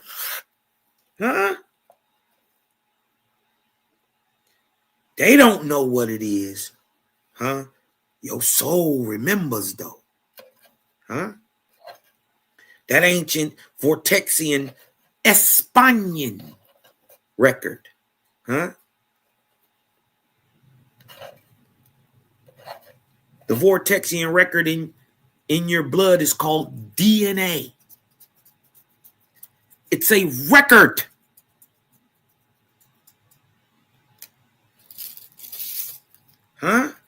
Play it back. You've seen this before. These are faces, carved rocks. You've seen the circle. You've seen this. There's a structure that went in here that no longer stands. Why? What y'all gonna learn out? What y'all about to learn? This is 18,000 years old. Don't you start that blasphemy in here, Cosmon. Oh, yeah. I'm about to show you. This is 18,000 years old. So that's 16,000 BC.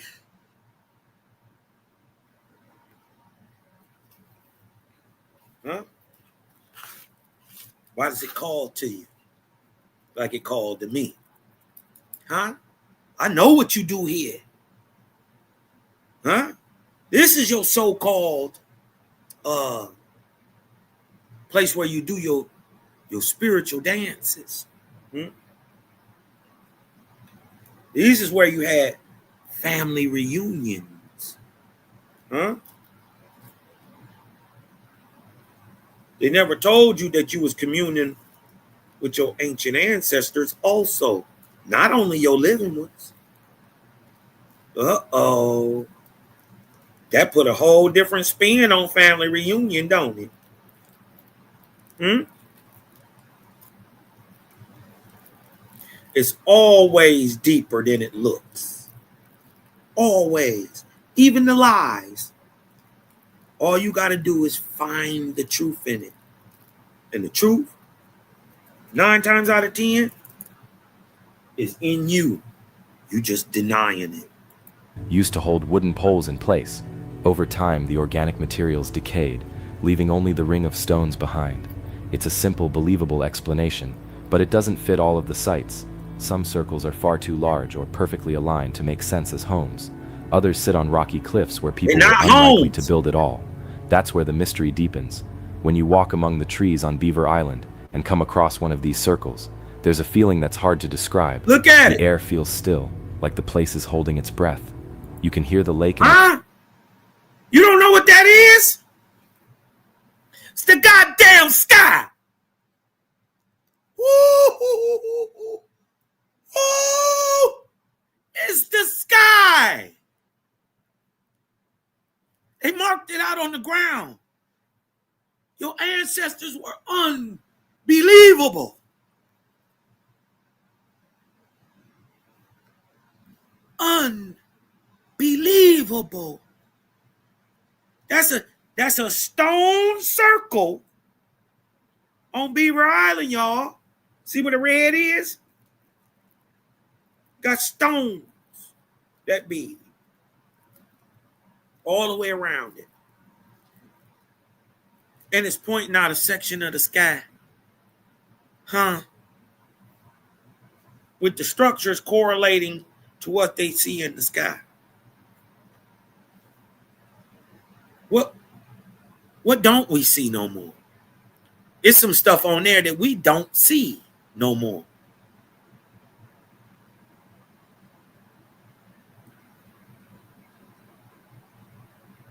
They try to play our people like they was this dumb, primitive. I'm telling you, ain't nothing new under the sun. You had vehicles of transport today, you had vehicles of transport then. You had cities, populations, science, light. Now you got it, you had it then.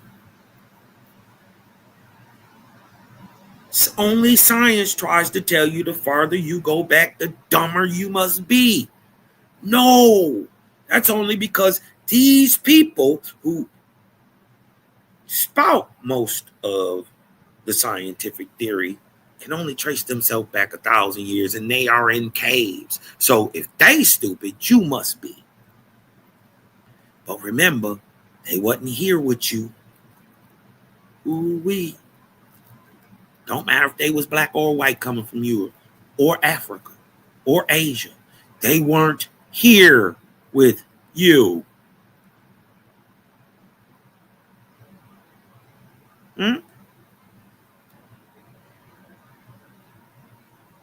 Megalithic building on astronomical level. This is mind-numbing. But how is Owaspy showing this? It's saying, well, nigga, I'm the creator. I created all this shit, and I should have the answers. If I was going to put it in a book, it'd be a simple thing, right? And then I named the book Earth, Sky, Spirit. Because what else is there?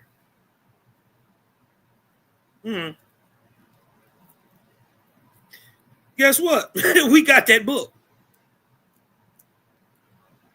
And it's explaining these mystery copper people in Michigan. Nigga. Distance, the soft crash of waves, but around the stones everything seems strangely hushed. The forest floor is thick with pine needles, and the stones peek out like teeth through the moss. Some are only a few inches tall, others almost knee-high, arranged with a care that doesn't seem accidental. On a sunny day, the light filters through the trees and throws shadows across the stones, creating natural patterns that seem to shift as the... Don't that seem like a deformed rock, like it's been melted? And look at the heat marks. See how blackened and charred it is? But look at the natural color. Right down here at the bottom. See, this is the natural color. What blackens, burns, and chars rock? Let that sink in. What blackens, burns, and melts rock? Oh, they'll tell you, oh, it's volcanic and blah, blah, blah, blah, blah, blah. That's not a volcanic fucking rock. It's not obsidian. It's not magma. No. That's regular old limestone, sandstone, regular old rock. Why is it blackened and burned and looks to be melted? This looks like it held a pole. See this little circle over here to the left right here? What if this was higher than this? What if this was maybe 10 feet higher? Huh? 5 feet higher. How would you melt 5 feet of rock? Because this definitely looks like it held a pole of some sort. Huh? Just saying. Aboriginals in America, you are the most fantastic people ever. This is why they hid your history. Huh? Creator bringing it out. They can't stop this light. Sun moves. It's easy to see why early visitors thought the circles might be astronomical. When you stand in the center and look toward the horizon, certain gaps in the circle line up with where the sun rises or sets at particular times of year. Whether that alignment was intentional or coincidence, no one knows. Over time, stories grew around the circles. Some said they were made by ancient travelers who came across the lake from faraway lands, possibly even from across the ocean. That idea, popular in the early 1900s, claimed the circles were part of an ancient navigation system built by people who mined copper in the Upper Peninsula and used Beaver Island as a stop on their route.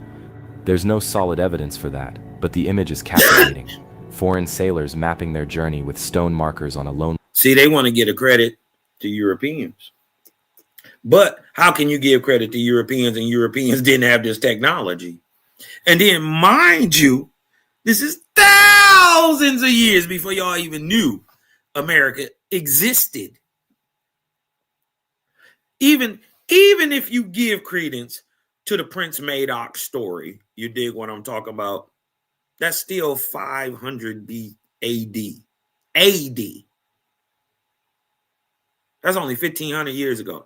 I tend to think, and just like Owaspy doubles down on and say that y'all niggas didn't know shit about this motherfucker till, excuse my French, y'all didn't know nothing about this place till Colombo. 1492. People don't understand why that is used as a hinge in time. And why you can't never get around it, right? Because it marks the introduction of a people to another people. And that's the latest people, the European, right? Island thousands of years ago. Another version connects the circles to local native legends. According to some Anishinaabe elders, Beaver Island was once a sacred place known for its strong spirits and powerful dreams. They say people came here for vision quests, to fast and pray. The circles in that light might have been places of ceremony or meditation. If true, they'd hold not just archaeological but spiritual significance, representing a living connection between people and the land. Listen to the Anishinaabe. They are correct. It's absolutely what it's used for. Didn't I just tell y'all? When modern archaeologists study the island today, they approach the mystery carefully. They note that without detailed excavation, it's hard to date the circles accurately. Many have been disturbed by time, erosion, or human activity. Yet even... How do you break that? How do you split that rock like that?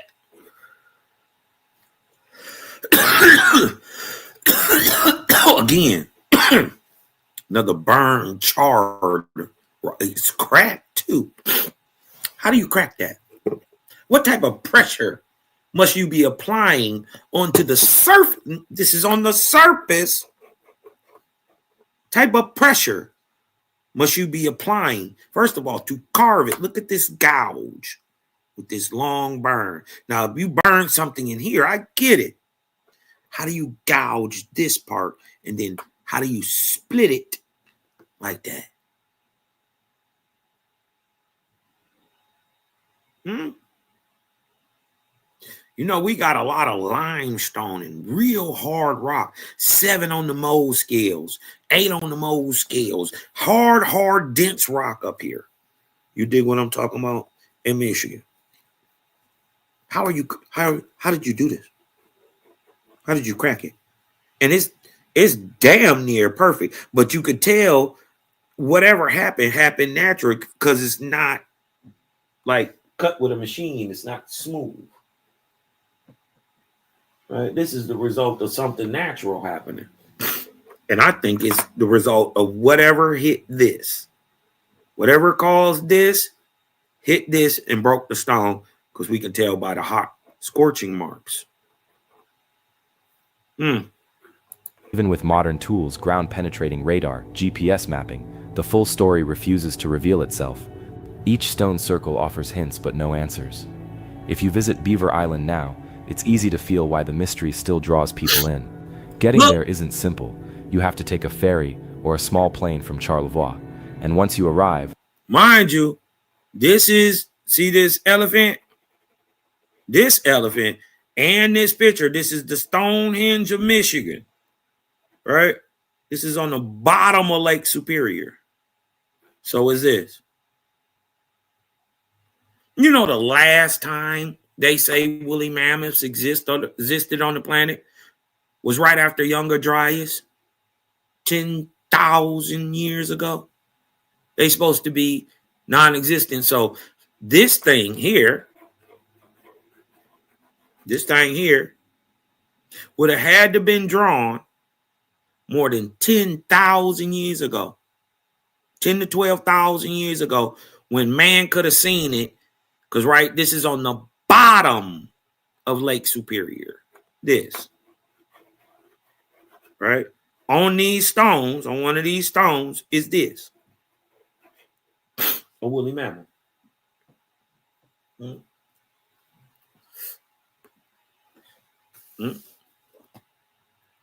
Called the great mystic animal, the Hogawata. This is Stonehenge of Michigan. So obviously, this was drawn when this was above ground. This ain't been above ground, y'all, since prior to Younger Dryas, 10,800 BC.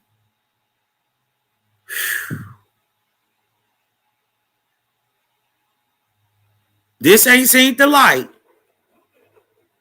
since Younger Dryas, since the end of Younger Dryas, meltwater pulse B1, probably about 9,600 BC.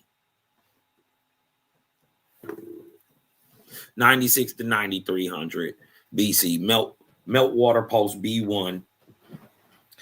You wouldn't have seen this.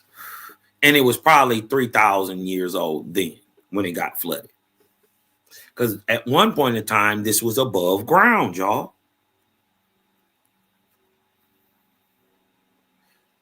Huh? And this thing's so old, it aligns to the true north is not right on this Stonehenge. If true north was right on this, the true north would be somewhere around Nova Scotia,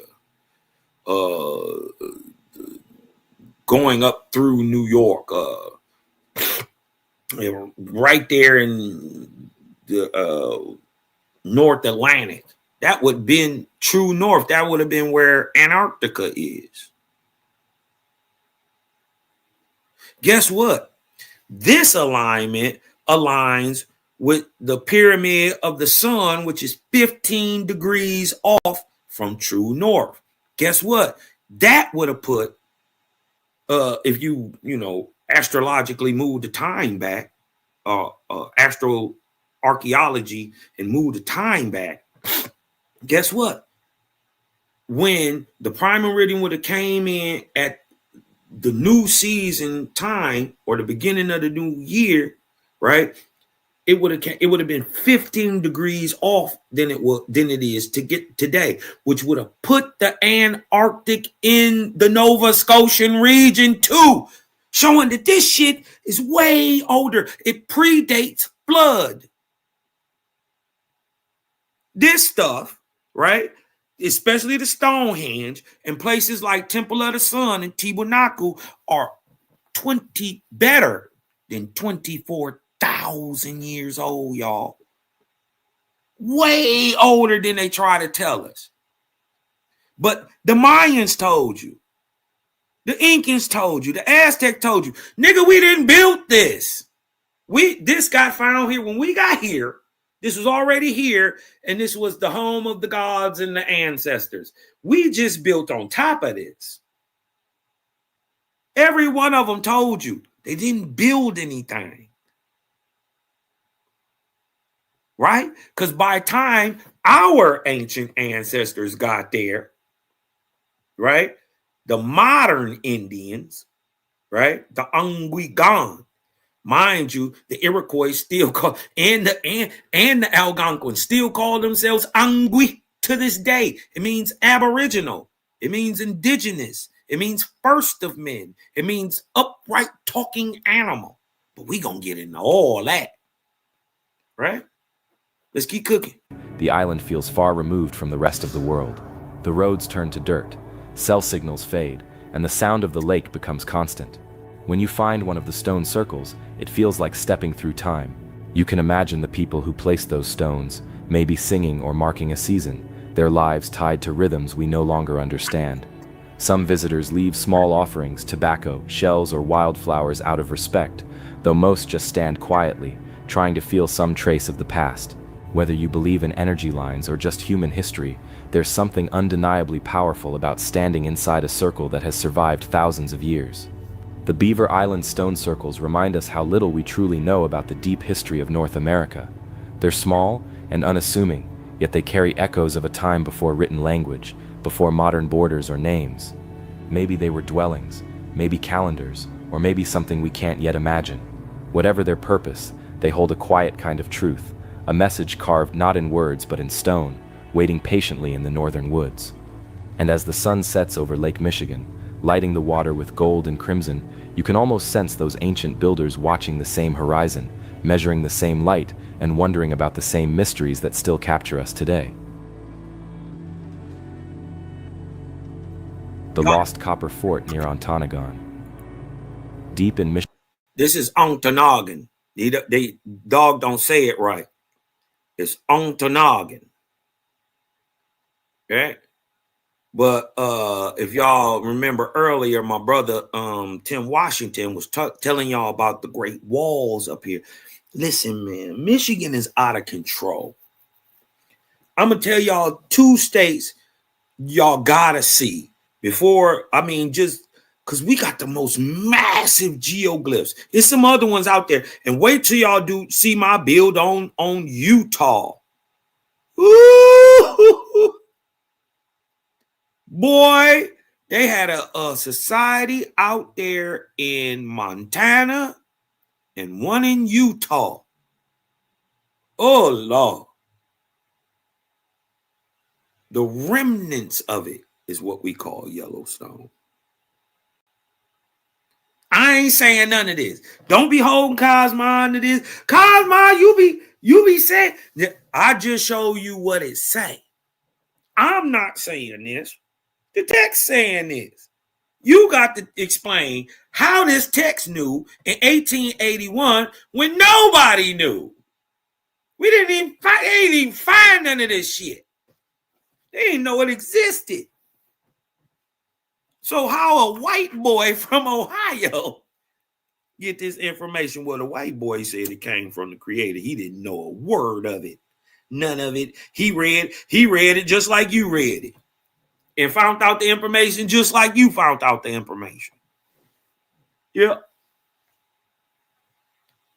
So we don't even play the racism stuff over here. It's too low vibratory to actually raise up to do something good for the people because you hating all the damn time. If you in that mode, you can't do nothing good for the people.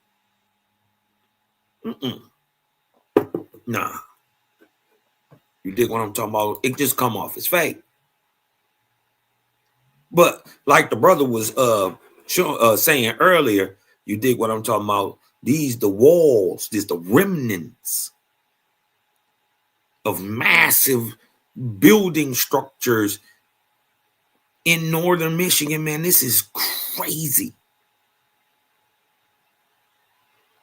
This is crazy. And they'll just try to tell you, oh, this is natural. Bro, that's cement. I don't care what nobody try to tell y'all. If I ain't never seen it in my life, that's cement. What creator said he came down here and taught the people? Watch this. Watch this. Watch this. Let me show y'all. To teach him, man, to compound clay with lime and sand to hold water.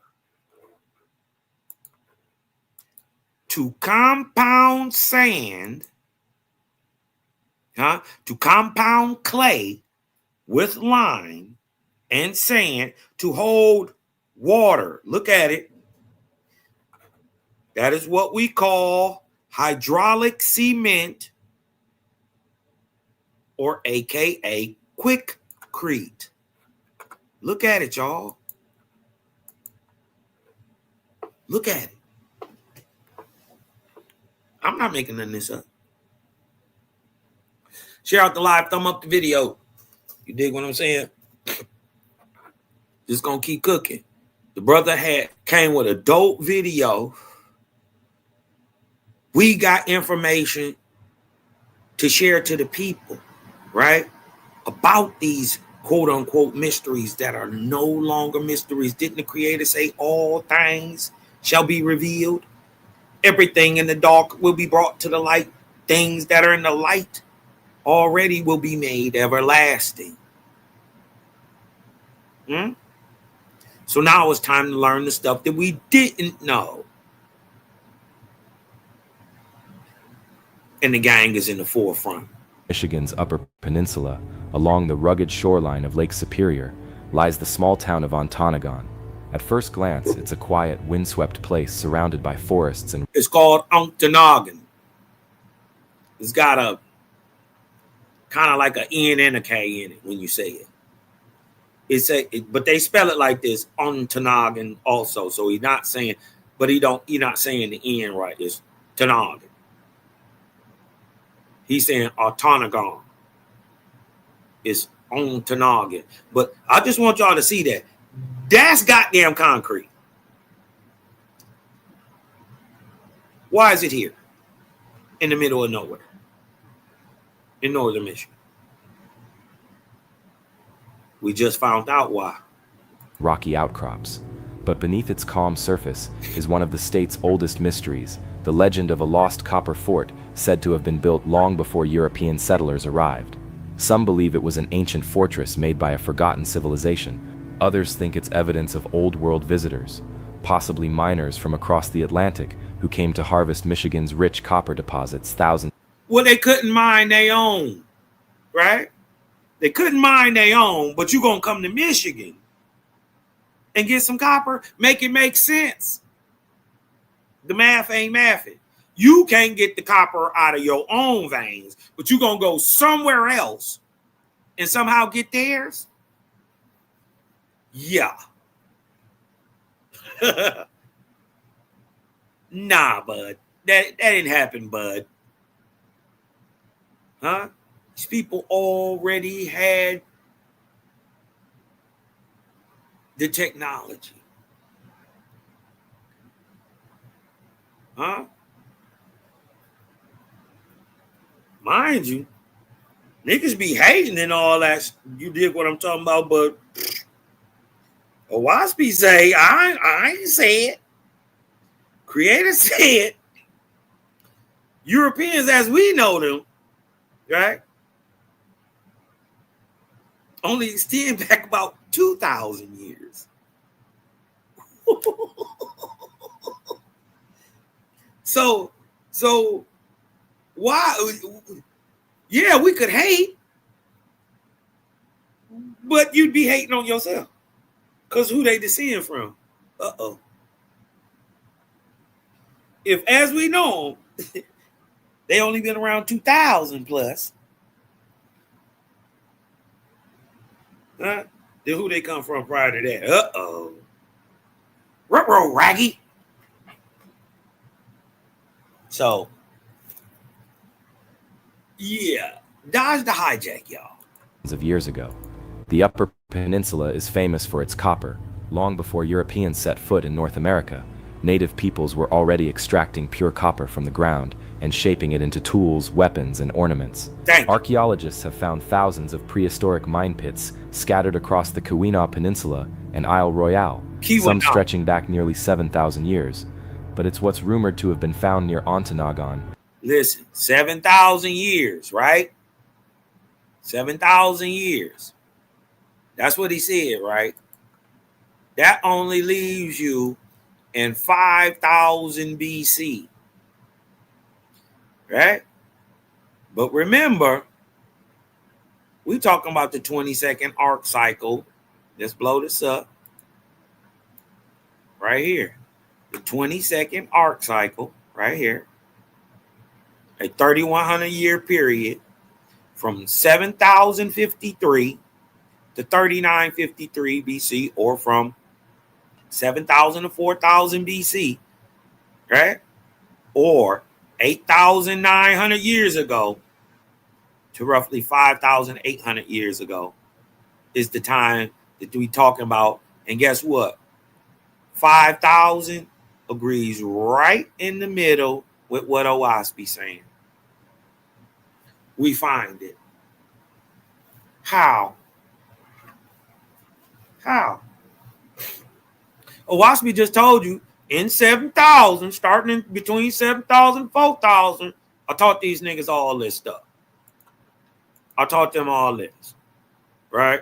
Canal making, compounding clay, how to find the rise in the level and the force of water, teaching the people hydrodynamics, fluvial sciences, how to smelt and burn and find copper, ore, and silver, gold, lead, right? Make it like sheets, make it hard like flint.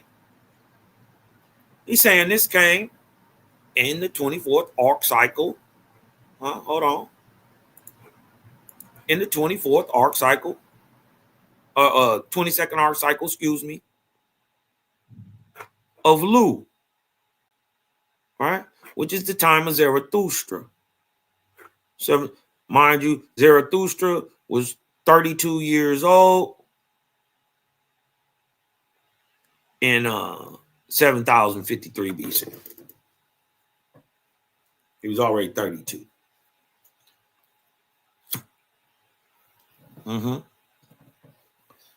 So we talking 1,500 plus year previous starting time for this understanding. Because in 5,000 BC, like they just said in the thing, it's already a proven science doing what it's doing. It exists and they can prove it. Why is it smack dab in the middle of when Owaspi say it's going to be? How they know this in 1881? Nigga, nobody knew this in 1881. That tends to lead credence to the text when it say it's from the creator, because only the nigga who made this stuff would know this. This ain't come from no man.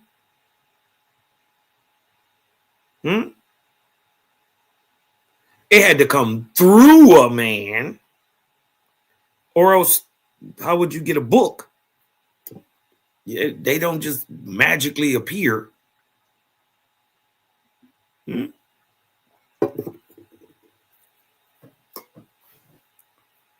How is it possible that it's right on the time Owaspi say it should be? How is that possible? Hold on, let's run it back just a little second. Let's go. Stretching back nearly 7,000 years. 7,000 what's rumored to have been found. 5,000 BC. right? How is Owasby on time?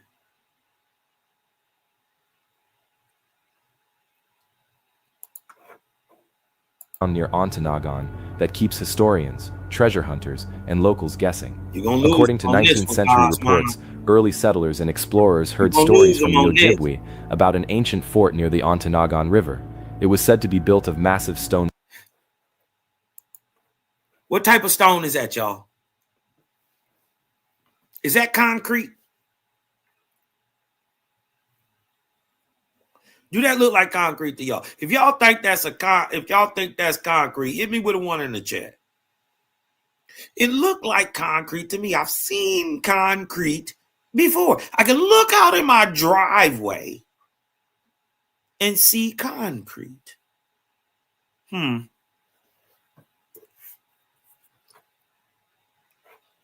What do that look like to y'all?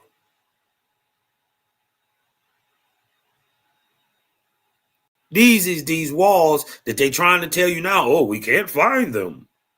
You can't find this? I want y'all to see how big they is. Look, I want y'all to pay attention. Up here is 4 people. Look, up here at the top of this how big these things is. Now you trying to tell me you can't find the remnants of this wall no more? Huh? These are people on top of the wall. 1, 2, 3, 4. They massive. Who built that? And they keep trying to say y'all was dumb. And they keep trying to say it's the Native Americans, but the Native Americans told you, like, listen, dog, them was the ancestors. Right? Not knowing they was talking about you the whole time.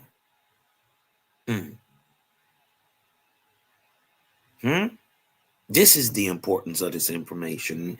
And this is why now, I'm going to push this Aboriginal paradigm. They shouldn't have never told me. You thought you was going to keep this quiet and I knew? Not a chance. Blocks, unlike anything known from Native American construction in the region. Some early accounts describe it as being surrounded by a ditch or embankment, with walls so heavy and weathered that they appeared to have been there since the dawn of time. No one could agree on who built it or when, but everyone who saw the ruins agreed it didn't look natural. In the mid-1800s, copper fever swept through Michigan. Prospectors scoured the wilderness for veins of the shiny metal, digging new shafts wherever their compasses and luck took them. During this time, explorers rediscovered what they believed might be the remains of that legendary structure. There were whispers of walls half buried in the forest, a stone platform near the river, and strange artifacts made of hammered copper, not crude or primitive but refined, as if shaped by skilled hands using tools unknown to local tribes. The story caught the attention of historians who were already fascinated by Michigan's ancient copper culture.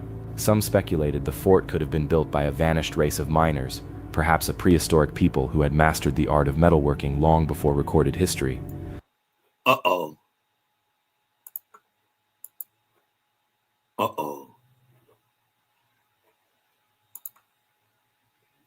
And Geechee, perceiving the virtue and wisdom of men, sent his angels to teach man the mystery of canal making, to teach him to compound clay with lime and sand to hold water, to teach man to find the gow, or the rise and the drop, and also how to level the land, and to judge and create the force of water, use it. The angels also taught man to make pots and kettles, to burn the clay in suitable shapes, to find copper ore, silver ore, and gold and lead for the floors of the oracle chambers, clean, shining white, suitable for angels. Watch this. Let's just go back, right? I'm gonna let this play just a little bit more. right? I'm gonna let this play a little bit more, and then I'm gonna just get into the because we didn't heard all the questions. It's time to get some answers, right? Others pointed to the legend of Old World contact, suggesting that ancient Phoenicians, Minoans, or even Norse explorers might have sailed across the Atlantic to harvest copper for their civilizations. That idea gained traction in the late 19th century, when a handful of researchers argued that Michigan's prehistoric copper mines showed evidence of organized extraction, massive quantities of ore removed with fire, stone hammers, and primitive levers. They claimed that so much copper had been taken that it couldn't possibly have been for local use alone. One theory proposed that as much as 500,000 tons of copper. OSB bet not never tell you where it go. Huh? Not only, let me just drop this little faith as FYI. You dig what I'm talking about? They found this metal in the Mediterranean, y'all. In the Minoan society, 3000 BC, 2000 BC, already old. They found this copper. Huh? In them great societies over there in Carthage. Even down, that's all the way in the 200s, 400s, 800s BC. They found this metal from Michigan, made into chariots, made into different war weapons, made into all types of things that you can make bronze and copper from. And then the dope part about it is when you add tin to copper, you get bronze. But Michigan's is a little different. So when it's already got tin in it. The creator taught the people how to smelt the tin out of the copper. 7,000 BC. This is why it's already working in 5,000 and they can prove it. Had been mined before Columbus, a staggering number that seemed to demand a larger explanation. But there's a problem. No one has ever found definitive proof that the fort existed in the way the stories describe it. Despite dozens of expeditions, no archaeologist has uncovered a verified stone structure that matches the old descriptions. Some researchers believe the fort might have been a natural rock formation, mistaken for man-made walls. Others think parts of it could have been destroyed during early mining operations, long before professional documentation could be done. The truth may have been lost to time or buried beneath modern development along the riverbank. Still, the legend persists. In Ontonagon, you can find old maps that mark the supposed location of the site, just upriver, where dense forest and tangled undergrowth make exploration difficult. Some locals tell of strange metal fragments found after heavy rains, or of underground chambers that miners stumbled upon and sealed off decades ago. Even today, the woods around Ontonagon carry an air of secrecy, as if they're hiding something ancient beneath the moss and leaves. Modern archaeologists remain cautious. They acknowledge that the Upper Peninsula's prehistoric copper miners were highly skilled, but their techniques fit within what's known of indigenous technology. Native tribes like the Ojibwe and their ancestors had a deep understanding of the land and its resources. They didn't need outside influence to mine copper effectively. Many experts argue that crediting distant civilizations like the Phoenicians or Vikings distracts from the impressive accomplishments of the region's native peoples. Yet for some, the mystery of the lost copper... I want you to wrap this in your mind. This is how they were smelting ore, right? And we're just going to jump into it, right? But now we can put a date on this. I want y'all to wrap y'all mind around this. See this large furnace that they were using to smelt iron? Many of these things are 18,000 years old. Let that sink in for a second. Huh? It's a sink. It's a sink on your doorstep right now. Let that sink in for a second. Many of what you are looking at is dumb old. 18, 17, 16, 15, 12,000 years old. way older than they thinking. Huh? Because they think you're dumb. They think you're stupid. They don't know that many of the luxuries we have today, we had 20,000 years ago. Hoodies, shoes, soft cloth shoes with rubber bottoms. Parkas, shearlings, jeans. What?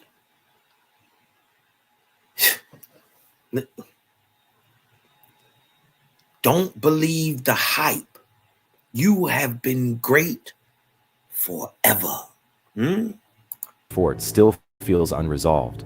The combination of oral tradition, unusual stone formations, and the immense scale of ancient mining keeps curiosity alive. Look at this. Could there have been an organized settlement, maybe even a fortified one, Look at built this. by the ancient copper workers themselves? It's not impossible. A fortified site could have protected miners, storage areas, or sacred grounds connected to copper, which was considered a spiritual material. Visiting Ontonagon today, you can still feel that layered history. The town is quiet, perched near the mouth of the river that once drew so many explorers. A short drive inland takes you to thick forests where you can find traces of old mine shafts, rusted tools, and ancient pits overgrown with trees. The air smells of pine and cold water. It's easy to imagine what this place looked like centuries ago, a rugged wilderness echoing with the sound of stone hammers and the crackle of fire used to loosen the copper veins. Locals sometimes tell visitors about strange lights seen deep in the woods, especially near old mining sites. Some believe these lights are spirits guarding the lost copper, or the remains of the ancient builders themselves. Whether you take it as folklore or something more mysterious, it adds an eerie charm to the area. The forest feels alive, watching, waiting, keeping its secrets. In recent years, a few amateur archaeologists have tried to relocate the supposed ruins, using modern tools like ground-penetrating radar and drone mapping. So far, they've found some curious geological formations and old mining debris, but nothing that clearly fits the fort described in old tales. Still, interest in the story hasn't faded. Each summer, new explorers arrive hoping to find something that will finally connect the legend to solid evidence. Standing by the Ontonagon River at dusk, it's easy to see why this mystery endures. The copper-colored light of sunset reflects off the water, and the surrounding hills seem older than time. Somewhere in those woods, or perhaps deep underground, may lie the remains of a forgotten structure that once guarded the world's purest copper. Or maybe the fort never existed, and what's truly hidden here is the power of human imagination, shaped by the land itself. Whether fact or folklore, the lost copper fort near Ontonagon remains one of Michigan's great unsolved mysteries. It ties together the ancient skill of native copper workers. You can't tell me that ain't concrete.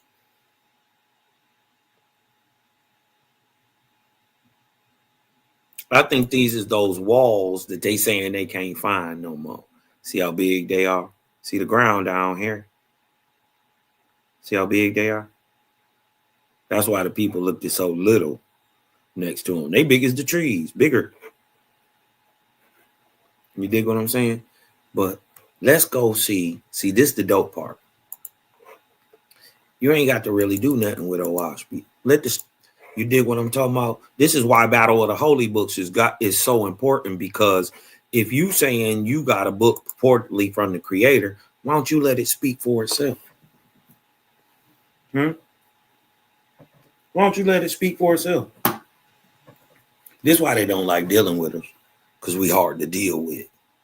Because we ain't taking nothing, right? You got to, because see, I can turn around and show everything we just showed is about to be proved in this text, but told at a time when nobody knew it. If you knew it, you'd know it now.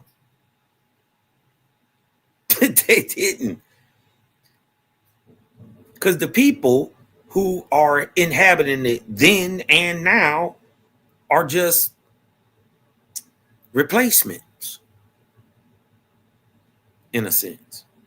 People who migrated to an area that they now live in and have been living in for a while, but they ain't lived there forever.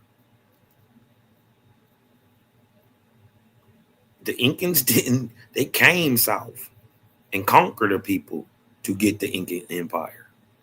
Yeah. And then use the Spanish to kill off the native nigga. They niggas too. But it was a native nigga already there. Naskin people called the Chonka. Look it up. Cosmo don't be making up none of this. But look, this is the Lord's third book. Right? Check this out. Being contemporaneous with the book of Apollo, son of the Creator. As the latter book, the book of Apollo, is of heaven, so is the Lord's book of earth for the same period of time, but for the earth. So, this is the dope part. We're able to put it on a timeline. Let me back up out of this, show people real quick. This is called, I know it probably looks small, but this is called the timeline of prophecy, right? It's measured in cycles called arcs, right? Every arc has an Ethereum who rules over it, and it gives it rank.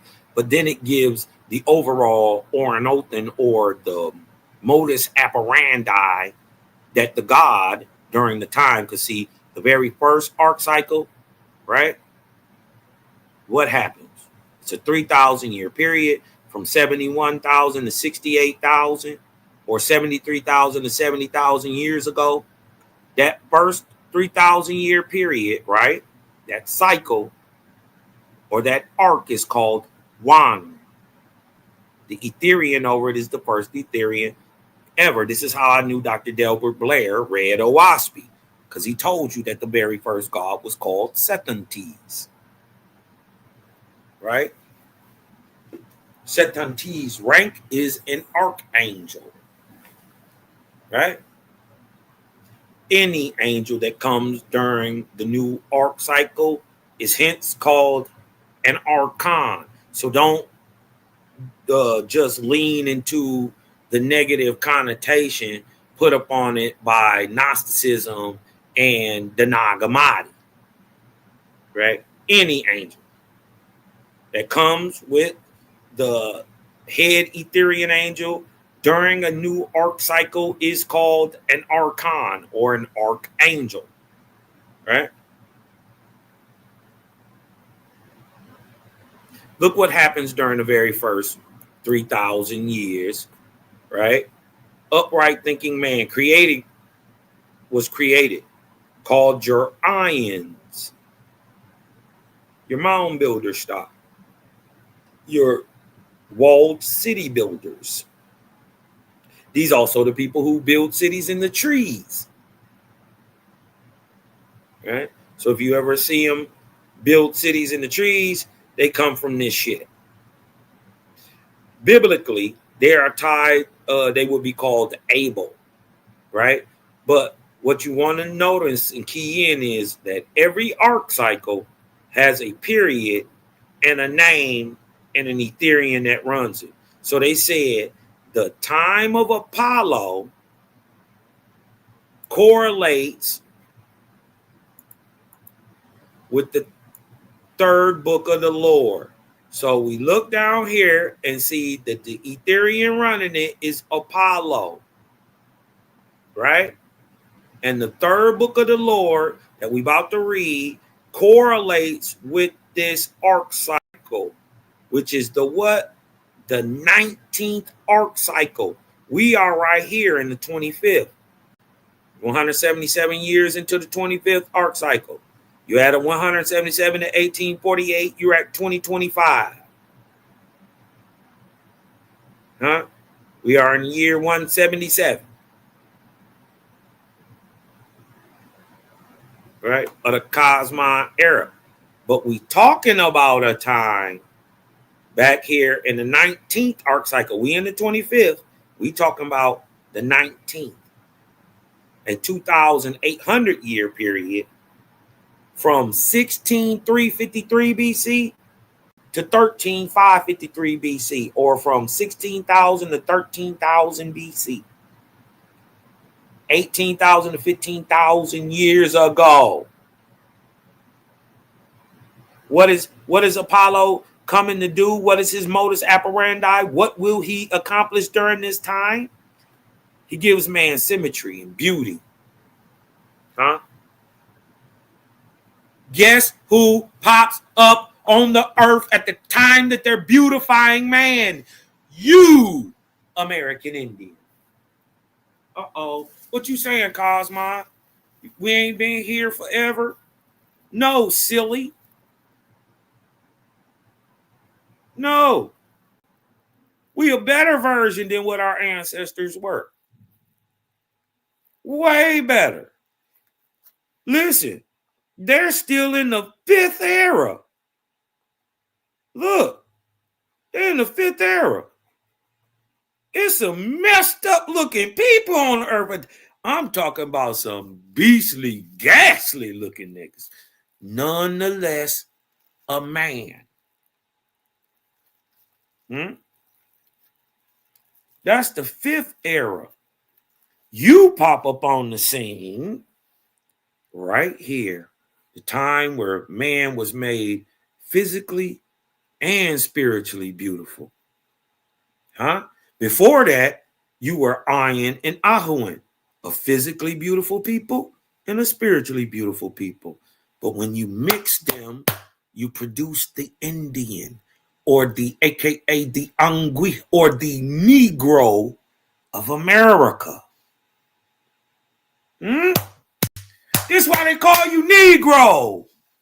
It's the same word as Angui. The proof of that is the Iroquois and the Algonquins still call themselves Angui to this day. Anguigan. Right? Why do they call themselves Anguigan? Gon means man. Modern man, though. Like us. Remember, the iron is what gives you the mound builder in you, is what gives you your spiritual acumen. It's the mound builder and the Ahuans that gave them their spiritual acumen. Huh? These are your forefathers and your foremothers. They'll never give no props to the female. And spirit, when I'm saying female, there are obviously male irons, but when I'm saying female, I'm talking as in spiritually, as in opposite to physical, and hence male. You dig what I'm talking about? Or something that's destroying going forth compared to something that's receptive and magnetic. You dig what I'm talking about? Female. Male and female, like positive, negative. Not like boobs and penis. You dig what I'm saying? But we are in between 16,000 and 13,000 BC. Didn't it just tell you that the book of Apollo, right, is the book of heaven and is contemporaneous with the Lord's third book of earth for the same period of time? So now we know the period of time is between 16,000 BC and 13,000 BC. Hold on to your hats, folks, because it ain't what they told you, right? Let's go check this out. Let's just see what it say. Now, in the time of heaven, known as the Ark of Rupta Tumos, huh? This is how you tell time, y'all, from Rupta to Mos.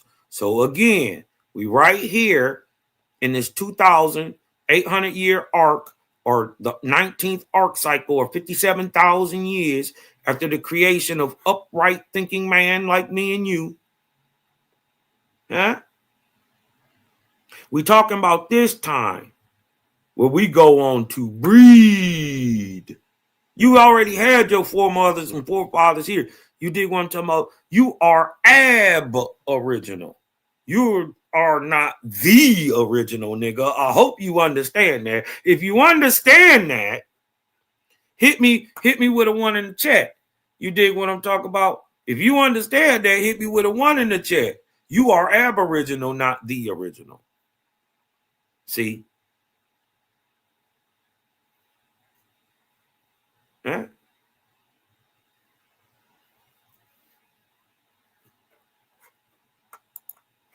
So we know where we at in time when we about to read. Right? Dig this. Let's just see what it say. And hold on. I was supposed to show I did show root to the most, right? In the time of the heaven known as the ark of root to Temos, 16,000, 13,000 BC, the Lord, not creator, the Lord descended to the earth in a sea of fire to the land of Gautama. This is America, right? And he spoke, and the Lord spoke over the land and over the waters, calling and speaking. Where are the ions, the mound builders? Where are they? The chosen of the Lord. Why is he calling them chosen? Because the mound builders chose the creator first. It's got to be a your own free will. If you want to be one of the chosen, you must first choose.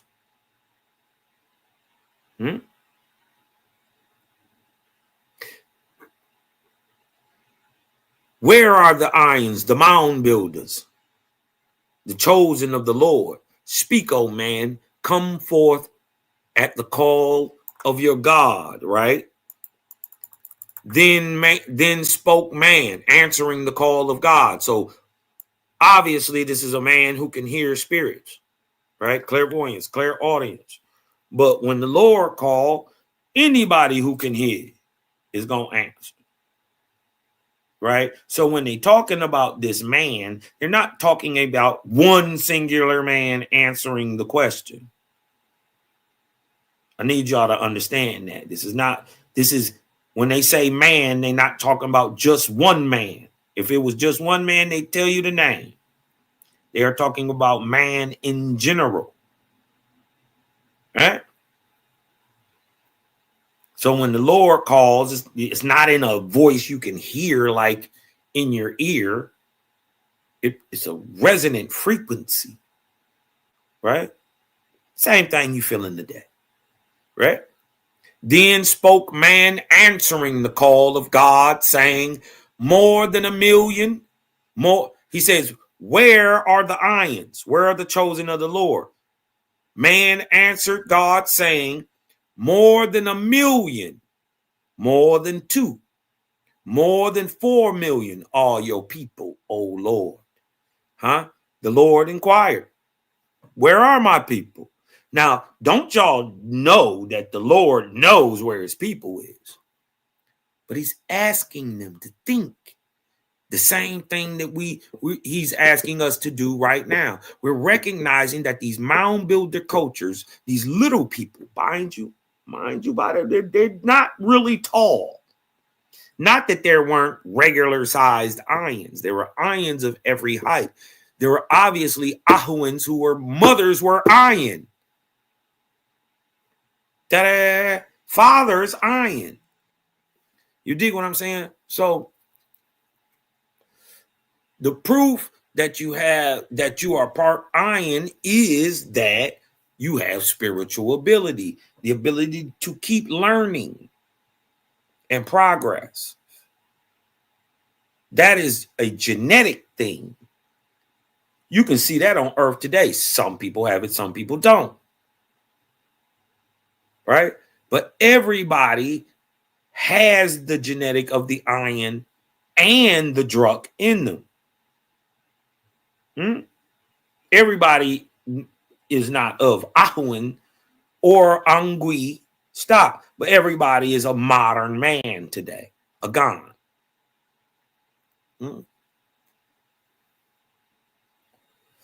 But there are different. It's not a different breed. There's different phenotypical expressions, because in a sense, if you peel the skin off, everybody's the same. But depending on where you are and what your skin color is, your skin color can be advantageous to take in advantage over the environment for brown skin and for lighter skin. Lighter skin will be more useful in colder regions. Simple. So it makes sense why we see them come from these regions. And it also makes sense why the predominant, overwhelming amount of people on the world are melanated, because they live in temperate subtropical regions for the most part, high sun for most parts of the year. So makes sense.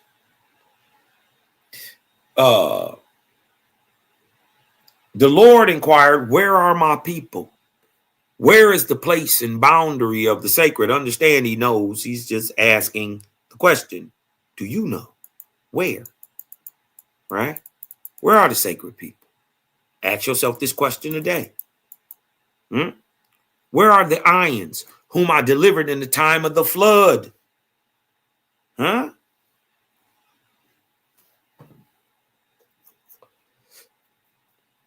So obviously, during 16 to 13,000 years ago, these people were readily on the planet and people knew them, right? Or knew of them. Because remember, these would be the mother civilization of the Americas. First would be the mound builders. Before Olmecs, this is shit. Thousands of years before. Right here is we 16,000. We don't see real Olmec stuff to about 7,000, maybe 6. You dig what I'm talking about? Right when Owaspi say it should be. But we talking about a time 10,000 years before that, 9,000 years before that, y'all. He asking, right? Mind you, it's only been about 6,000 years since the flood at this point. Just about, the flood only happened about 6,000 years ago at this point. At 16,000 BC, the flood had just happened 6,000 years prior. Let that sink in. And man answered, right? He said, where are the people, the Ayins, whom I delivered in the time of the flood? These people go on to be Yomah and Yoyah, the people of heaven and the earth. The little people, the mound builders.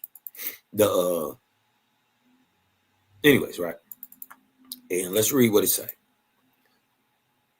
All right. Third book of the Lord's 1-6. And man answered, saying, from the head of the Kakasak, the mountain river of rivers, or the Amazon, right?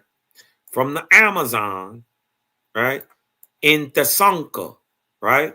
Wide as the ocean, right? Or Brazil. And the mountains of the plains of Om. So basically, that whole area, you dig what I'm saying, from Brazil to Mexico, all the way up to, Texas, right?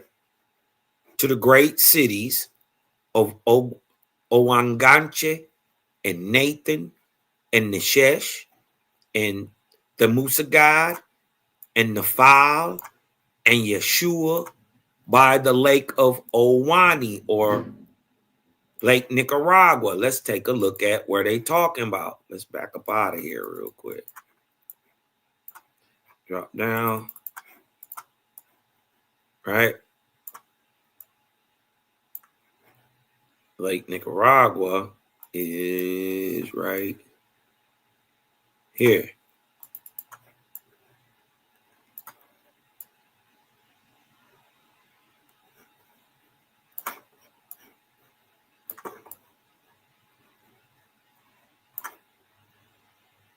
Hold on. Watch this. Hold on.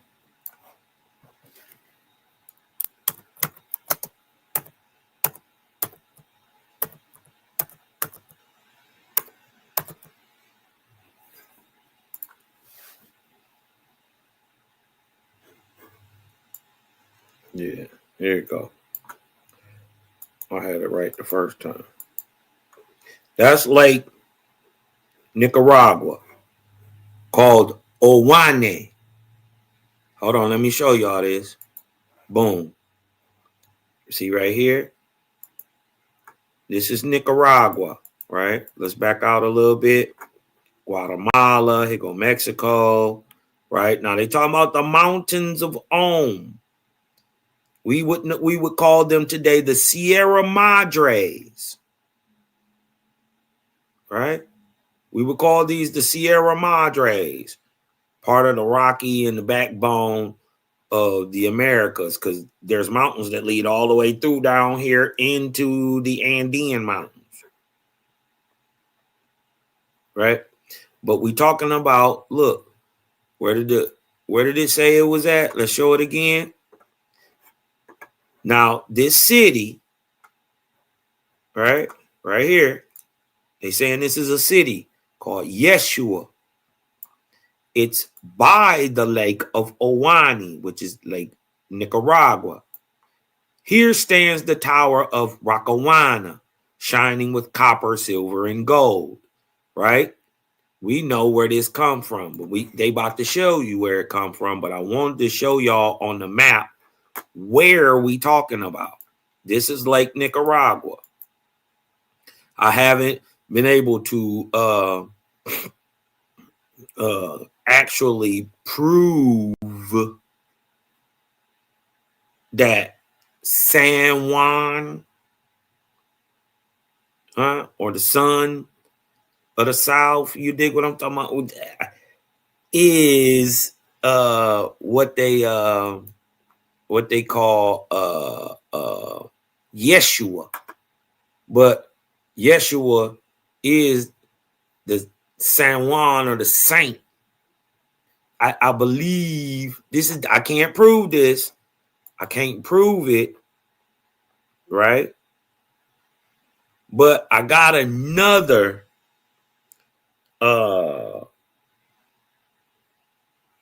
place in that could be the city of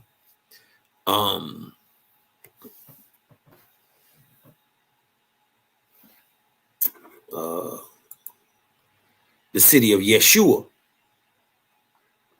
right? I want to show y'all something, right? I want to show y'all this real quick. Watch this. If you look up north right here, right? This is San Juan, right? I think that's a possibility that could be it, right? But, right outside of here, right outside of Lake Nicaragua is a place called, where is it at? It's called Messiah. Huh? That's exactly how you say it. Messiah. And the city could, I'm not sure of this, y'all, but it's crazy that you got two cities that could be it right there. And this one make a lot of sense. The city of Messiah. Huh. And anciently, right, the peoples in America called it Yeshua. Ain't Yeshua Messiah? I'm just saying, I'm not saying that that's for sure fact, but trying to figure it out and understanding that I know that there's a deeper spiritual message as in the why they're calling this place Yeshua, right? Because remember, Yeshua ain't a man. Yeshua is a place, always being, right? Means redemption, means savior, right? Because that's what it did. It was a place originally for recuperation of high etheric angels. Anyways, right? But they got these shining copper towers there in the city of Yeshua outside Lake Owane or Lake Nicaragua. And we look down there and we see a place called Messiah. Huh. Interesting. Right? Here stands the tower of Rakawana, shining with copper, silver, and gold, and by the river Rasha and her lake Jangan. Wait a minute. It bet not be another lake next to this thing. Hell no. Wait a minute. Wait a minute. That's a whole nother lake. Sholoslang.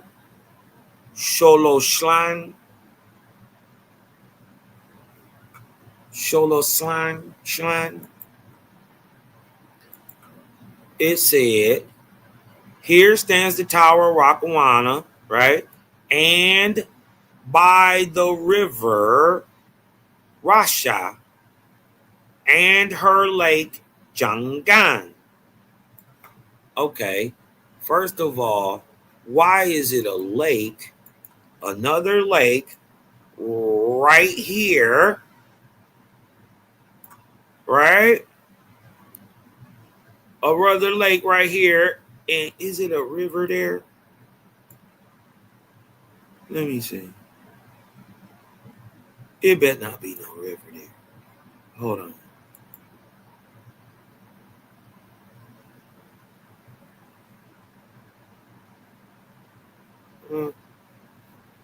Wait a minute. And right here is the city of Messiah.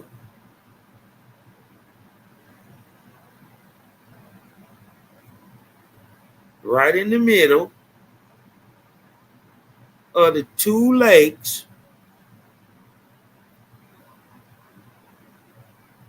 Huh. Or are they, or could they be talking about this lake? But if you talking about this massive lake, you talking about this one.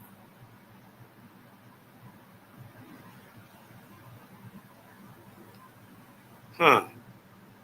Right in the middle of them, which they say is a city called Yeshua, is a city called Messiah. Huh. Huh.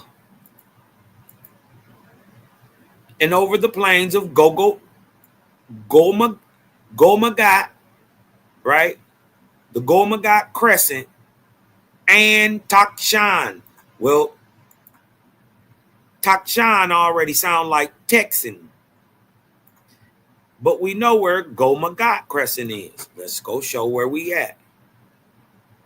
All right? Let's back up out of here. Let's show where we at. Let's show the crescent. All right? Now, Creator said, you got people from all the way from here, all the way up through here. but especially in the crescent. Gomagat, ancient name of Mexico.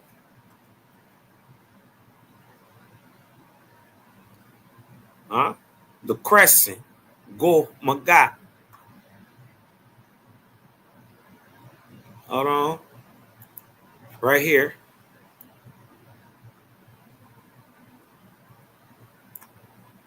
See it? From the Yucatan, all this. But really, you can consider, let me back out a little bit. You can consider all this a crescent. But really, we just talking about this because they specifically named Gomagat and Takshan. So we talking about from Yucatan all the way up through Texas and Louisiana. You see the crescent? Right? This is the real crescent. This is the real fruit basket of the world. Right? Right here.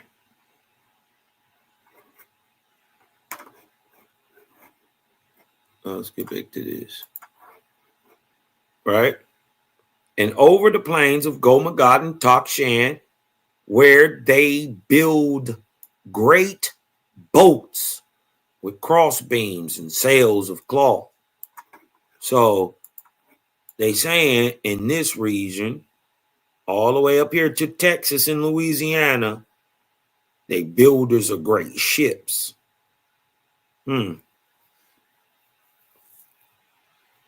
Remember, this is 16,000 BC. Wrap your mind around that. Boats with great big cross beams and sails. 16,000 BC.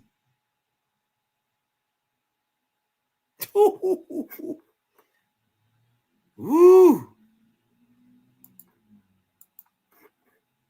Watch. Right? And over the plains of Gomagat, right? Which is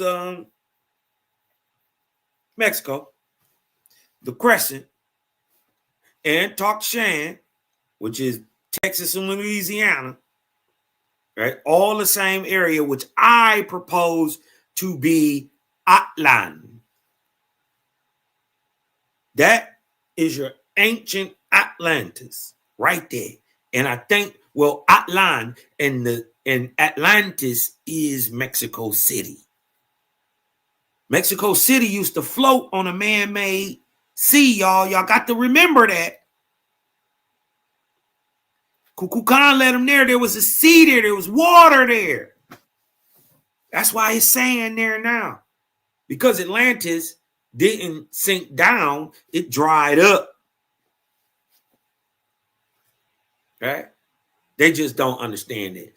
Atlantis and Pan don't got nothing to do with each other for real, other than one is a result of the other. One rose up, one went down. Pan went down, Atlantis rose up.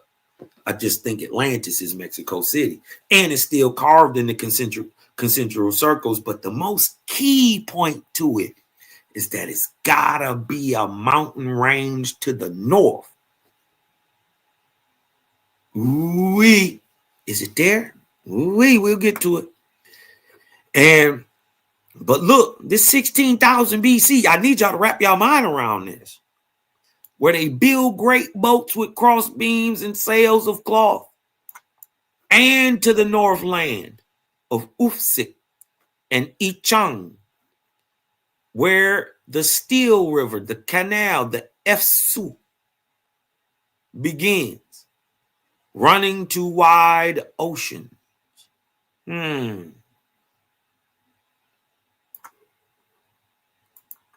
Could they be talking about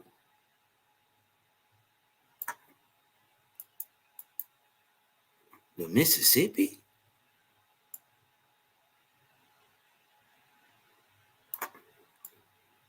all the way up. Wait a minute. All the way up to the. What they doing way up here? To where if the F Sioux, right, is the Mississippi, well, here where it dump out and start up way up here. Mm-hmm. Mm-hmm. Way up here in Duluth. Way up here. In Lake Superior.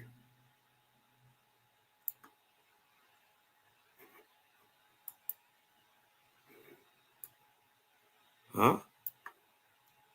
Right over here is the Keweenaw Peninsula where we talking about. This is where all the copper come from. Right here, y'all. The Beaver Island place, right over here. But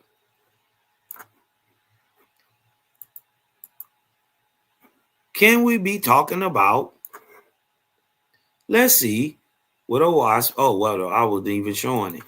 Look, if the Epsu is the Mississippi, it would dump right here, right? This is where we're going to get all the copper, right here on the Keweenaw Peninsula. Right here.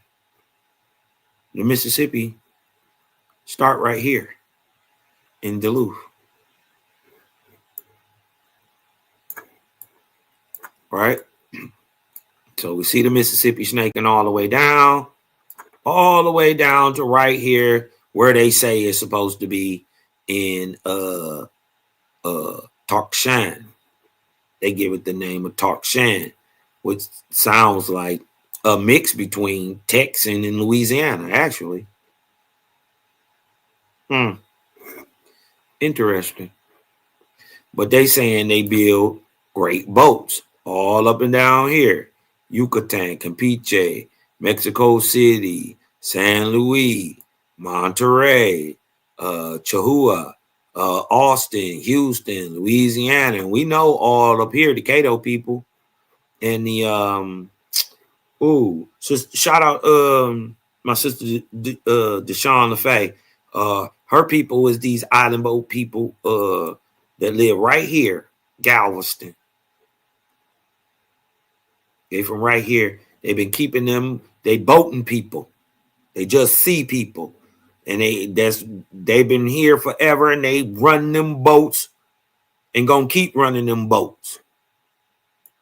Right down in here, Galveston area, pure engine.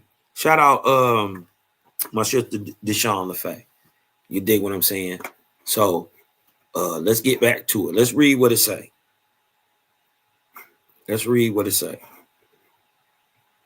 Right?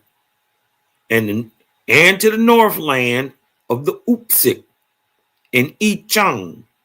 Could that be North America or the Upper Peninsula in Canada? I don't know. I'm just saying. Where the Steel River, F-Sioux begins. I think that's the Mississippi. Running to wide oceans, which would be the Gulf of Mexico and Lake Superior. But look, Vede and Sagin, or Lake Superior and Lake Michigan, where the Ahouans, the copper-colored people, dig deep down and bring copper, silver, and lead in boats to the king of Avaya, our Ahouan monarch and good protector. So now we know who was in Yeshua.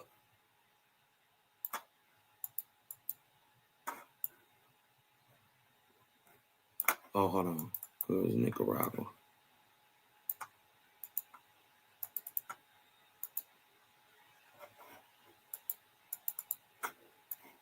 Right here.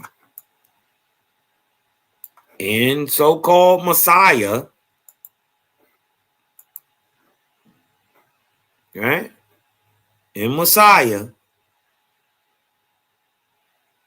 between the two lakes, is that a river or is that a road? Hell no. That bet not be no. Hold on. What is this? What is this? That bet not be no river. That bet not be no river. Okay, this is a road. Okay, this is a road. Boom, going into Messiah. What's that? Is that a road?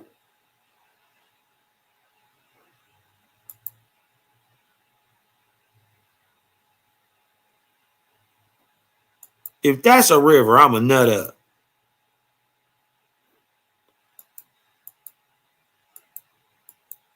That bet not be a river. Oh no, that's a road. Okay. All right. All right. It's a road. But now we know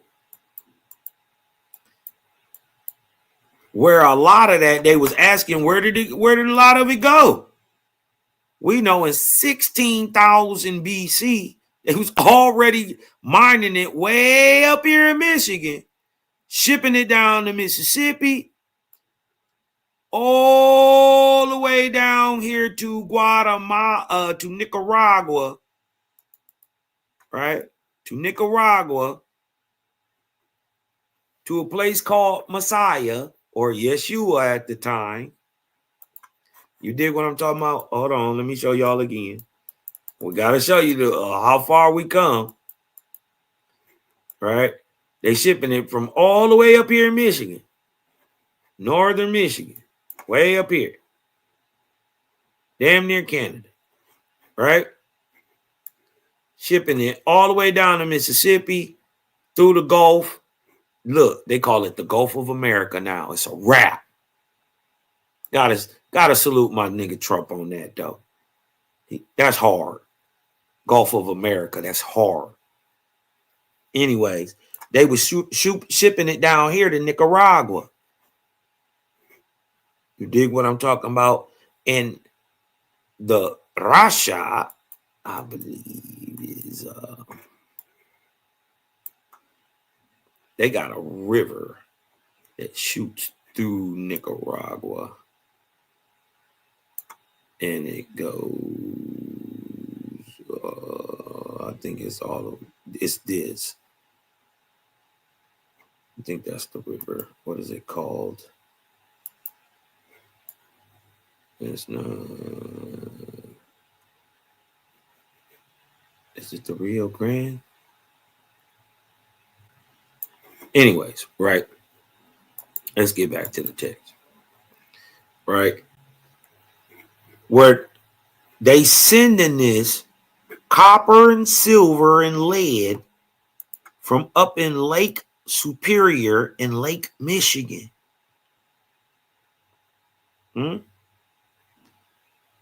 Where the copper colored people dig deep down and bring copper, silver, and lead in boats to the king of Avaya, which is probably the kingdom. Ahoan monarch, copper colored brother. An Indian, your forefather, right? One of these warrior groups, right? Ahoan monarch and good protector. You dig what I'm saying? So wrap that in your mind that 18,000 years ago, we already had a burgeoning trade system that worked really, in a sense, no different than it does today, because we were shipping from all the way up here in damn near Canada, right? In the Vige, and this is the Sajin. Sahin, and Navid. Right? Lake Superior. Lake Superior is massive. Lake Michigan big too, but Superior bigger. It's crazy. You dig what I'm saying? But they shipping stuff down the Mississippi, right? All the way down here to Nicaragua, to the king of Avaya. So I'm sure they dropped off everywhere along the way before they got to Cuz. It's massive work, right? So I think a lot of the tie we're gonna be able to physically tie it in with the North American Aboriginal stocks because we different than even different. We the same. You're all Ahuans, Anguigans, you dig what I'm talking about, iron leaning Anguis and stuff like that. You dig what I'm talking about? You from the Americas. But even Jaja said a guy that's from here, he different.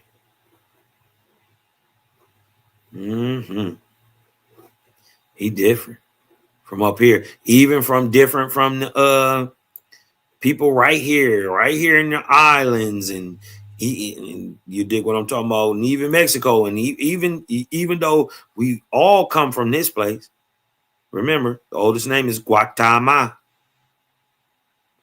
La means land, so this is the land of Guatemala, or the four tribes, or the crossing. Eh?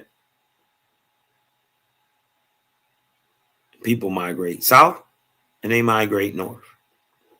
But these people that come up here, ooh, wild Indians, wasn't having nothing. You dig what I'm talking about? And we just a different style.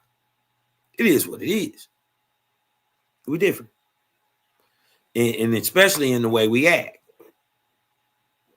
All right? I want y'all to lock that in. 16,000 BC, we already got this going on. The Lord said, the greatest place of all you have not named, your eyes have not seen, your ears have not heard. Search therefore and be wise. Man said, I was ashamed before God, so I set out to get great learning, to know of what the Lord spoke. And I traveled for 1 year to the north and many moons to the south and east. In Southeast America, North America.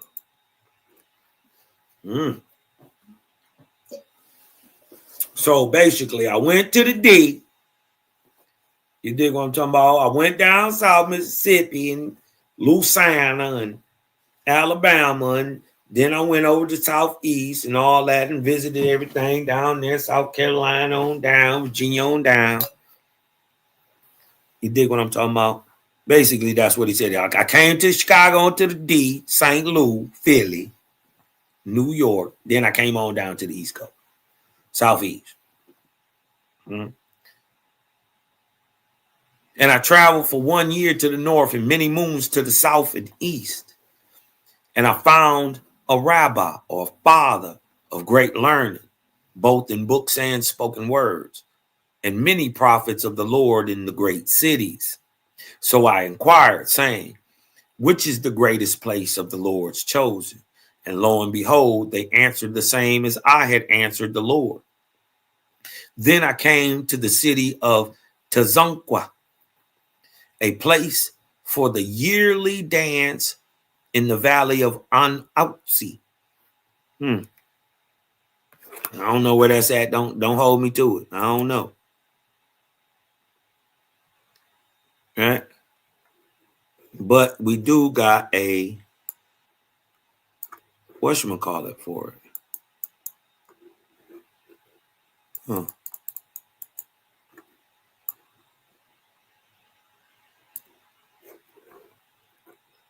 Okay.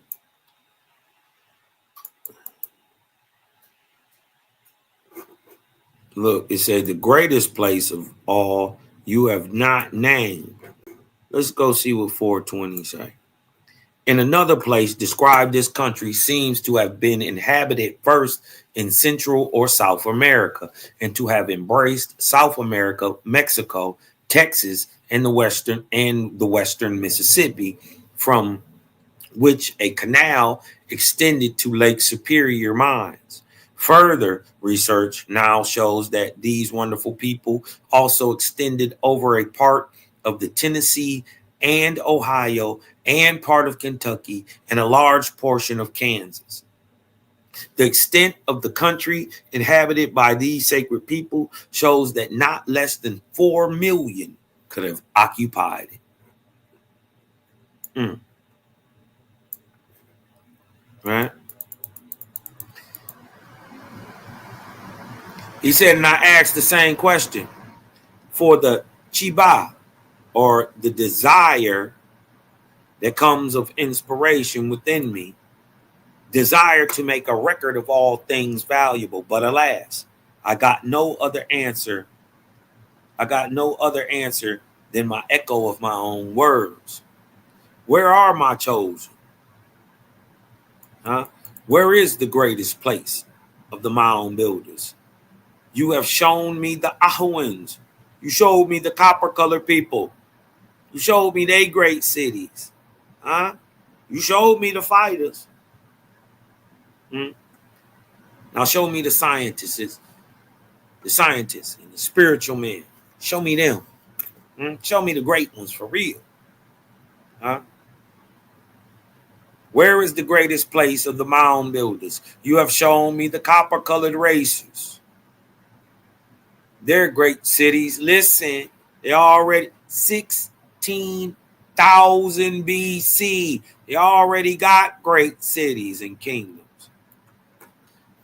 Long before there's a Egypt or a Sumer or a Asia or none of that existed. I'm saying the land was there, but the term that we're calling it didn't even exist.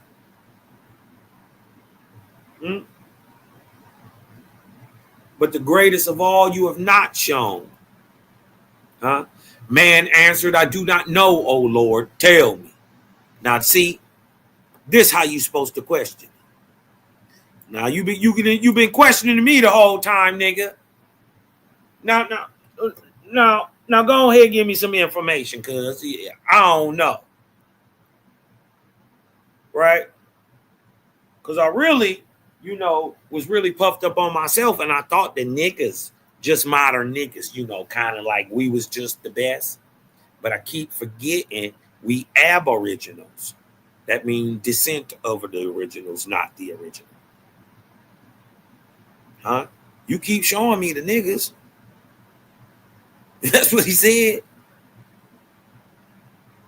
Huh? Show me they daddy. Show me they moms. The Lord said, in among the copper-colored races are the Ions. What?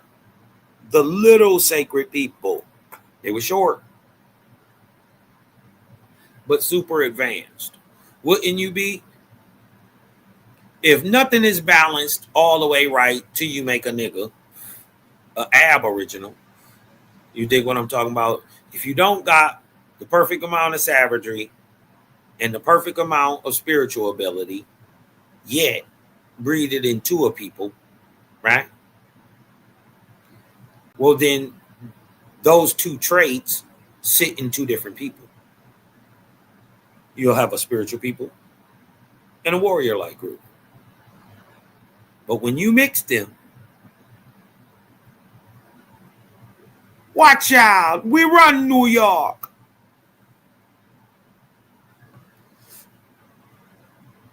Huh? But the Lord said, look among the great megalithic builders. It's the mound builders, right? The little sacred people, the little cities in the suburbs of the large cities of the copper-colored races. These are the greatest cities. Huh? It's some game in there that I'm not going to explain. because I'm just not. Right? If you ain't catch it, you ain't catch it. Right? Man inquired of God, how can that be? Huh? He was like, nigga, what? Behold, the Ahawans, your copper colored races of America are 3-1 compared to the mound builders. The Lord said, these that build temples hewn of stone, the copper colored people, the Ahawans, and cover them with polished copper are not my people. These warrior kings,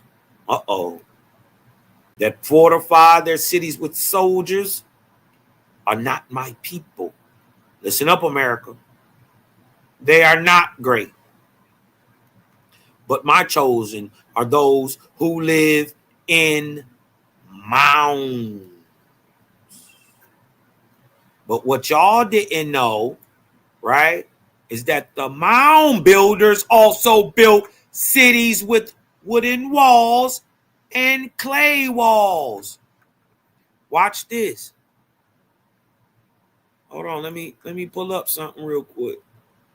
Hold on.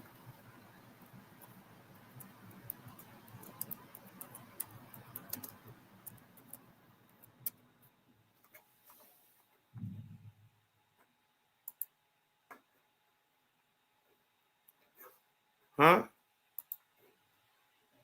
You didn't know the mound builders also built the great walled cities, all across the world, not just in America, but in 16,000 years ago in America only. Look. Look at these places. These people were everywhere. Ain't there Aboriginal everywhere in the world? This is why you got to get past the racism. But you got to wake up to who you is. The great walled cities were built by the mound builders too.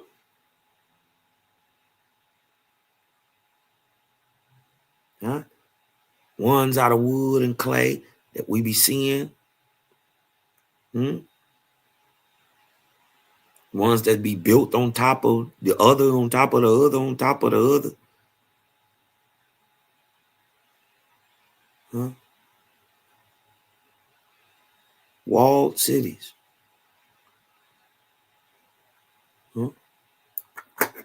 Clay.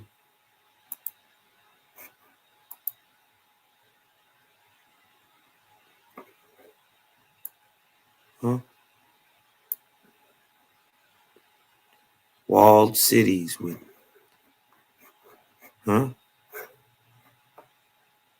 this stuff is everywhere. They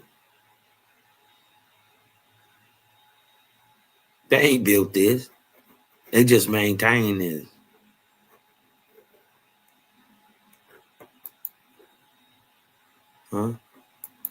Did y'all know 16,000 BC, the mound builders also have cities, but they're the ones with the wooden walls and clay walls.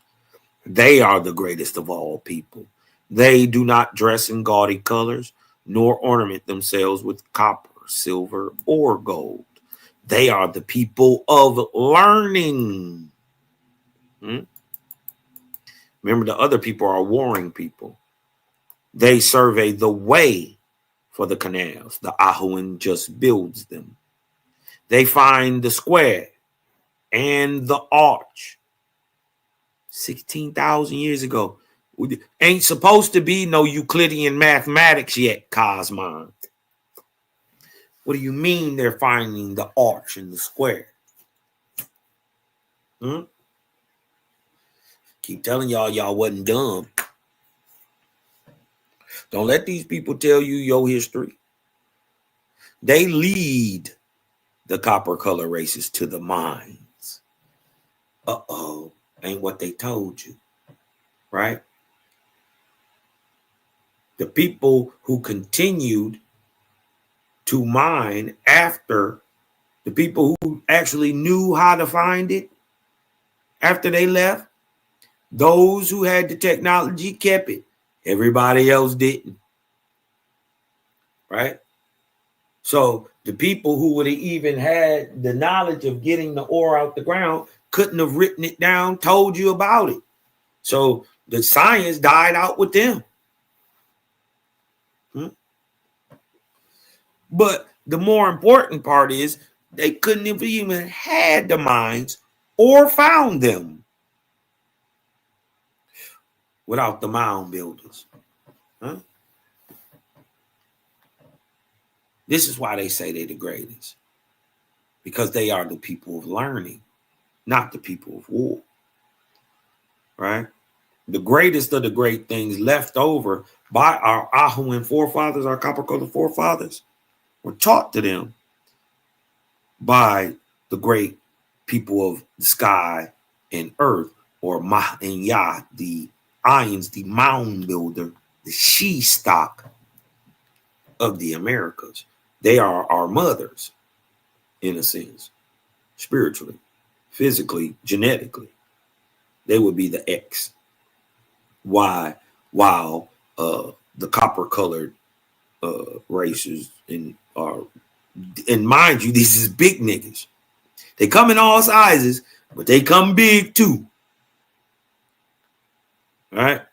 So, but these are your copper-colored races of the Americas. Right.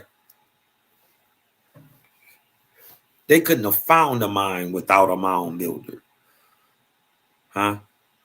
They lead the copper-colored megalithic builders to the mines where the lead, copper, and silver is buried. These are a great people. Remember, this is the mystery of the people of Michigan. Without them, our copper-colored forefathers could not build his own house. Without your mama, your father couldn't build his own house. Let that sink in. He could not find the level 4 canal. Nor provide the square of his temple. The Ions are the greatest people. My chosen have shapely legs, arms, feet, head, hands, and their hair grows long and straight, white and yellow. Mind you, people gonna say, "Oh, there you go, Cosmo. It's white people." First of all, it said the hair is white, right? And yellow. Blonde ain't yellow.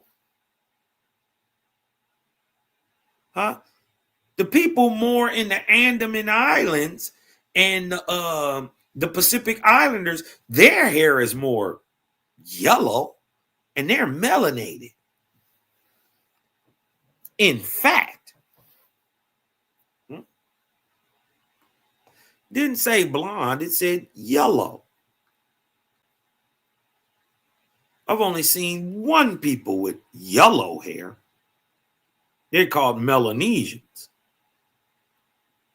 And they're heavily melanated.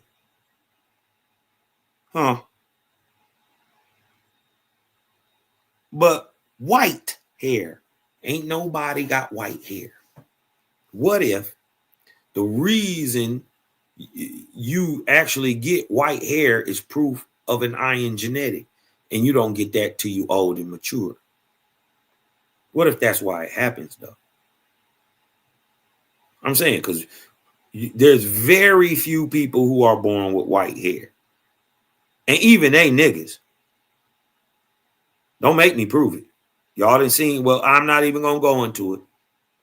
Y'all go back to my Ahuans, the megalithic builder, copper-colored builder race video. And y'all go in there, and there are nigga folks with white skin, whiter than white folks, with white hair.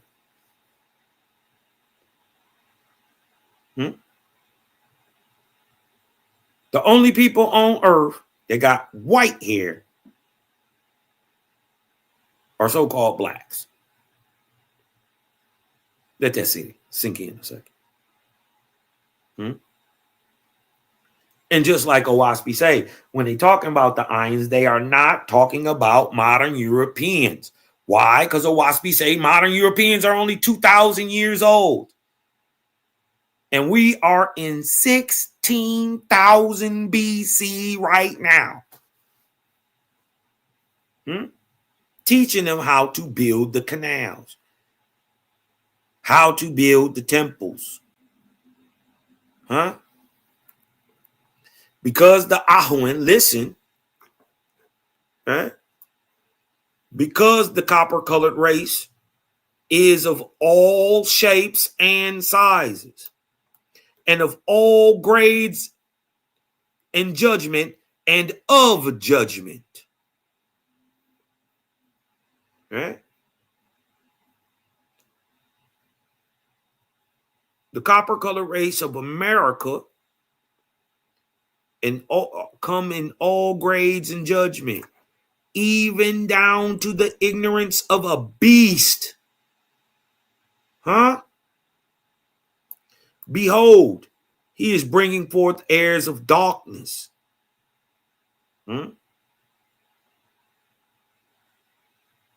So it ain't all peachy keen. It ain't all roses and bubbles.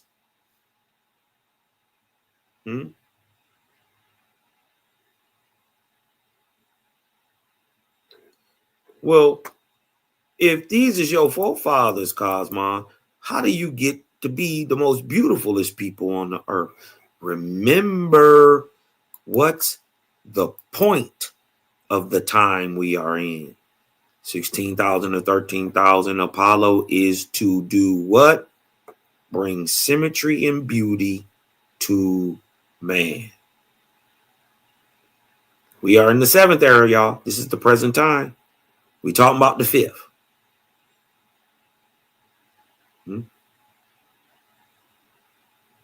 All right.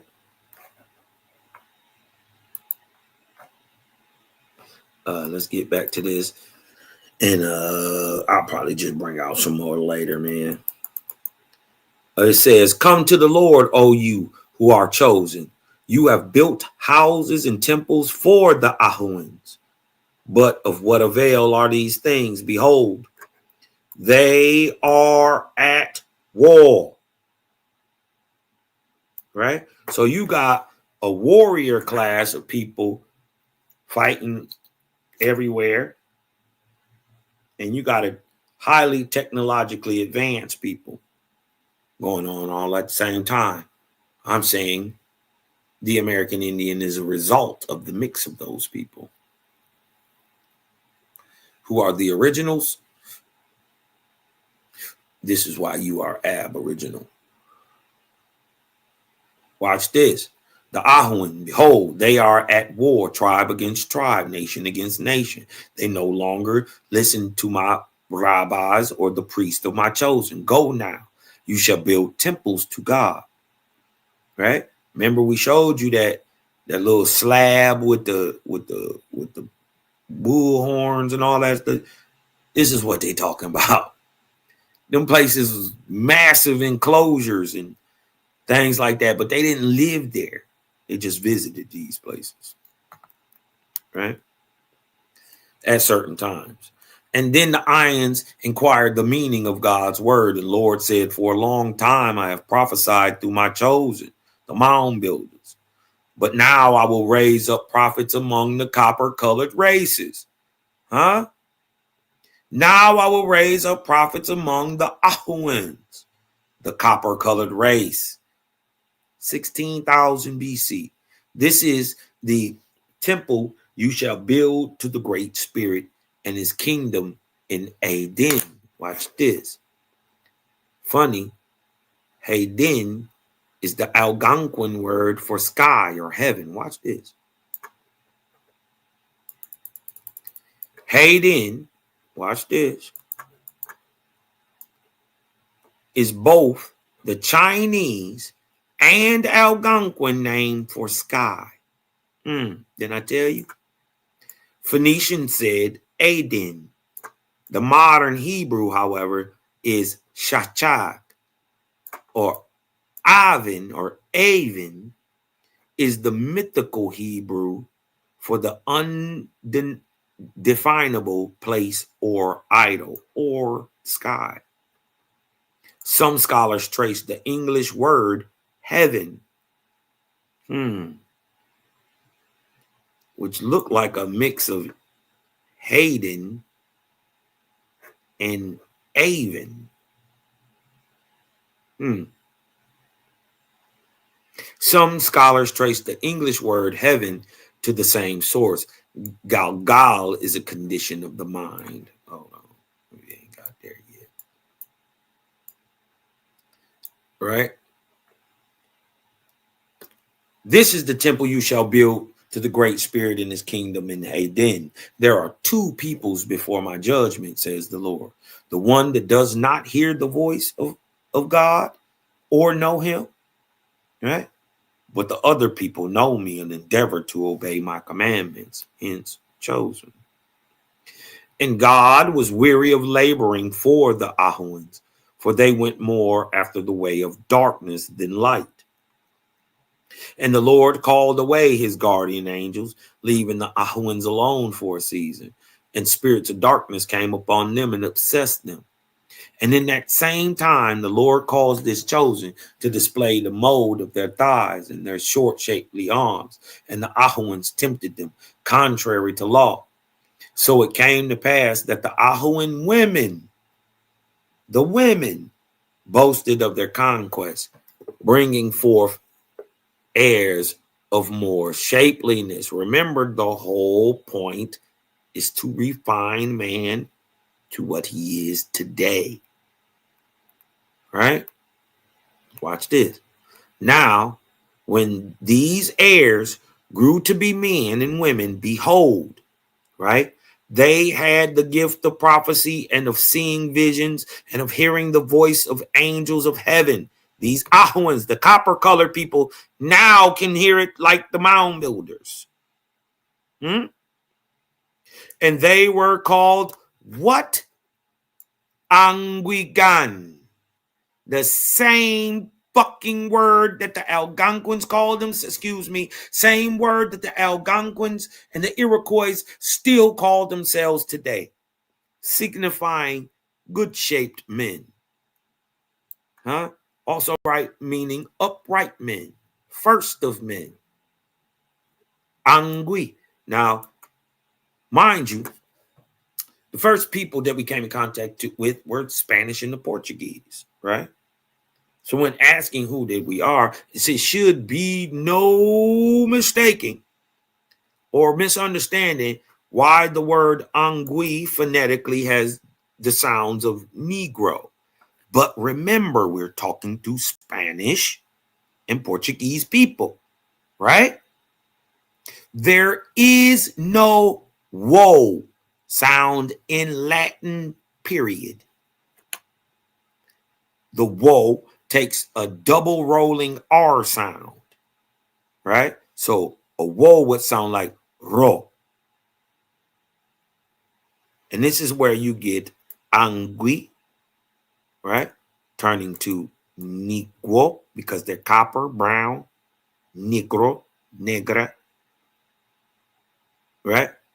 Negro, right? Just switching the phonetics around, negro, right? To negro because we're speaking to Spanish people and they're describing who they're speaking to. Copper-colored men, right? But watch this. Mind you, what do these people, right, look like? This is the dope part about a wasp. It don't even tell you that the people, this is 16,000 BC, y'all. Watch what it described the people look like. These Indians, these good-shaped men, right? It says, do not permit the Angui, the Negroes, the Indians, to dwell with the Ions, the mound builders, lest my seed of my chosen become lost. The Anguis, came suddenly into the world. We only talking about in America. By the thousands and thousands they came in the north, south, east, and west. And listen, we're describing the Indian 16,000 BC. Listen, and they had long, black, coarse, nigger hair. Right? You can have long, black hair, but a Native American's hair ain't coarse.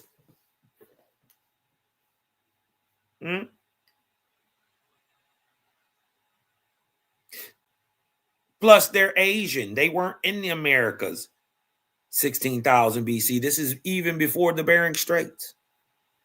Whew, can't even work with that. You can't even try to do the trickaroo. We're before that time. They had long black hair, black and coarse. And if I Google long black coarse hair, a nigga gonna pop up. But see, you could maybe try to argue that even though this by hair texture alone only fits the Negroes of America. Long, black, coarse. That's Negro hair. Only. But it doubles down and says the Anguis, the Indians, the Negroes, their skin was brown. But not only brown, copper colored. So copper colored, brown. You got long, black, coarse, nigga hair. That only described one people in America. Yo, so-called African American ain't as African as they say he is he? Why? But unlike their fathers and mothers, their arms were short, like the Ions. Very proud was these Indians. Is you proud? You pop your collar when you can, You jump fresh on them,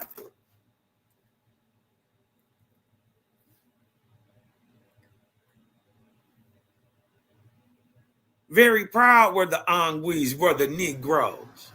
They would not mix with their forefathers, the great megalithic builder race, the Ahuans. And they dared not mix with the sacred people, their mothers, because of the commandment of the Lord. But watch this. So the Angui Gan, the iron-leaning Gan of today, modern man, Indian, became a new race in the world, having all the symmetry of the iron, and the savageness of the Ahuans, and being feeders on flesh and fish, fell under the dominions of angels of the lower heaven, the inorganic heavens, and they rejected the Lord God. So, if you beating yourself up today, why you not rocking with Christianity? You ain't feeling the Jesus stuff because you ain't never did it. Never. You never praised the God or Lord. Ever. And when one came over here, duped and took the eyes of your prophets away and led the people astray, it was always into calamity.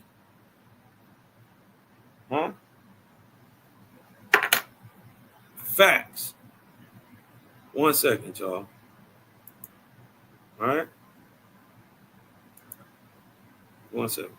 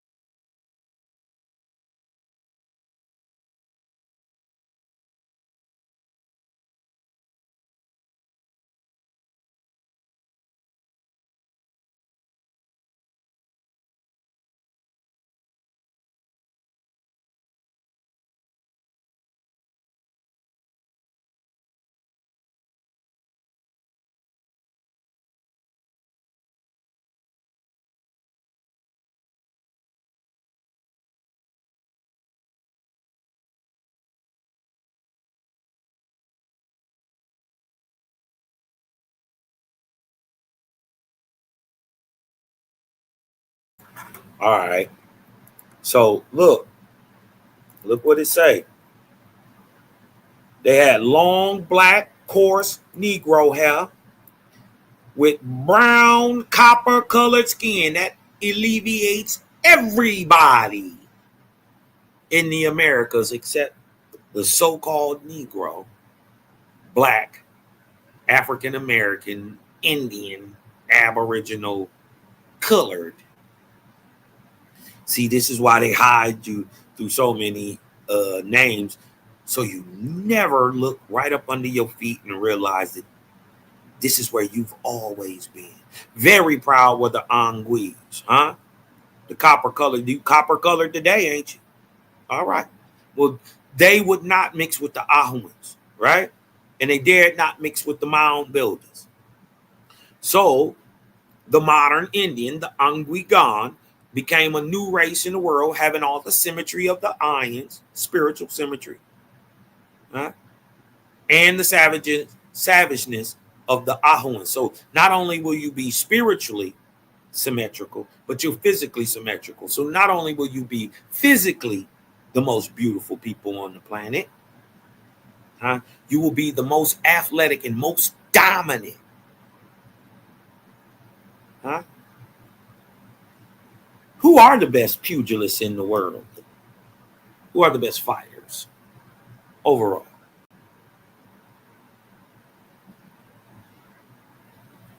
Hmm? Who are the prettiest people in the world? Yeah. Huh? Fieri said he only left one Ahuan left, and he's only in North America. Right? That's the American Indian. He's descent of an Ahuan. And being feeders on flesh, they fell under the dominion of angels of lower heavens, and they rejected Lord God. The Lord said, even this I will appropriate for their own salvation in time to come. So the Lord commanded the Ayans to give the Anguis laws, rites, ceremonies, and these things were done as commanded. Huh? Some of these are kept alive in Native American heritage. They are. We taught it to them.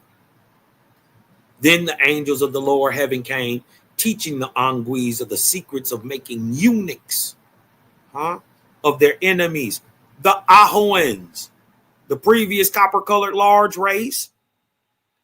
Now you see why the Incas did what they did to the Chanca.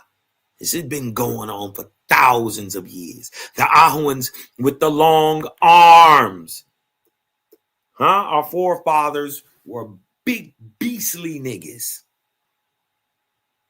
When they find them 18 footers in the mounds and all that stuff, yeah, they was protecting the Ayans. Yeah, the ones who did, you dig what I'm talking about? They got buried in the mounds. Yeah.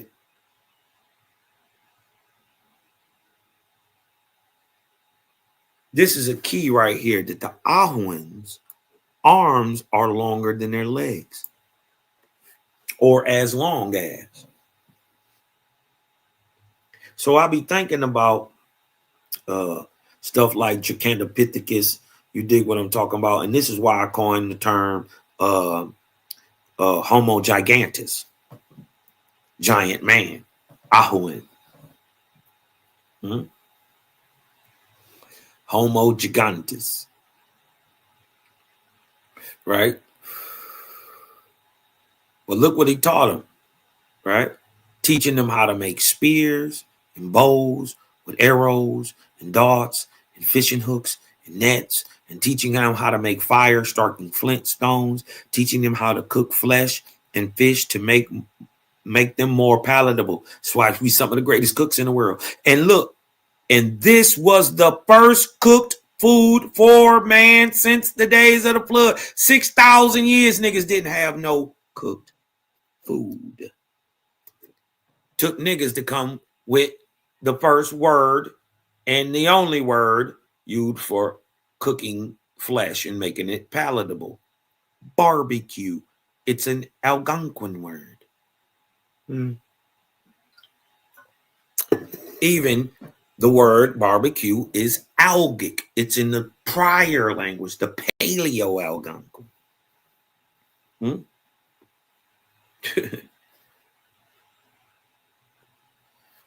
What did he say? They had long, black, coarse, nigger hair.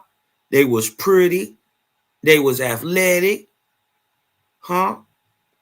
They would be greatly spiritual people, being spiritually symmetrical. They would be spiritual and physical at the same time. With long, black, coarse, nigger hair and brown, copper-colored skin tone in America since 18,000 years ago. Let that sink in.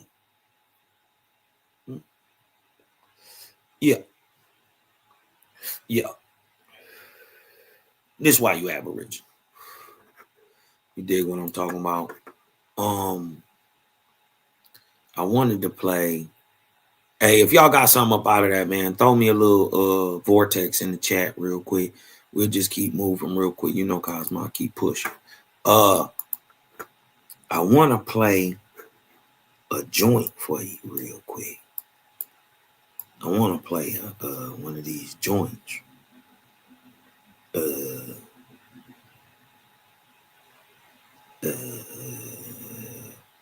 I gotta get the right one though.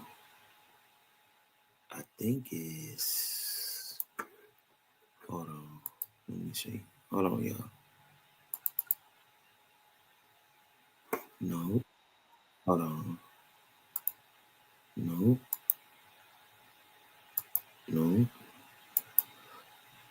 Oh, wait a minute.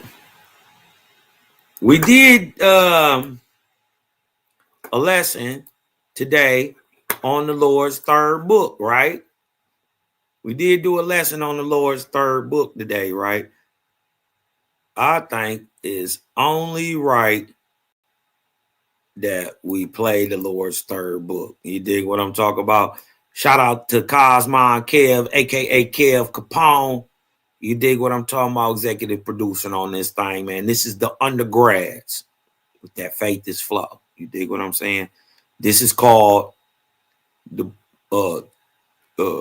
Lord's third book. Check this out, y'all. We're going to get up out of here, man. Hey, y'all know what I need you to do. Breathe in, let that light in.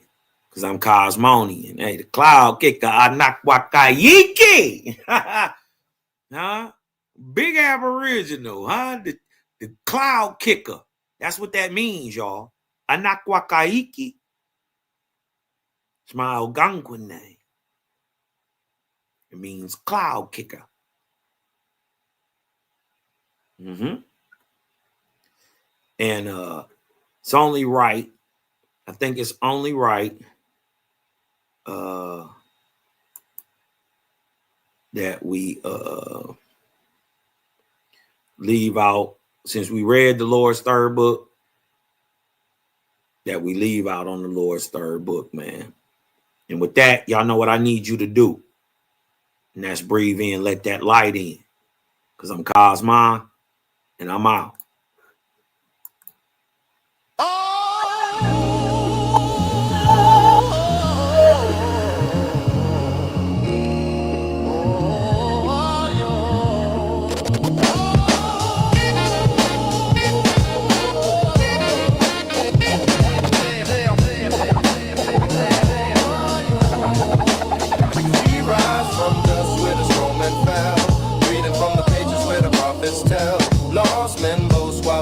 Once look, these are from the scriptures of the Lord's third book. We rise from dust where the strong men fell, reading from the pages where the prophets tell.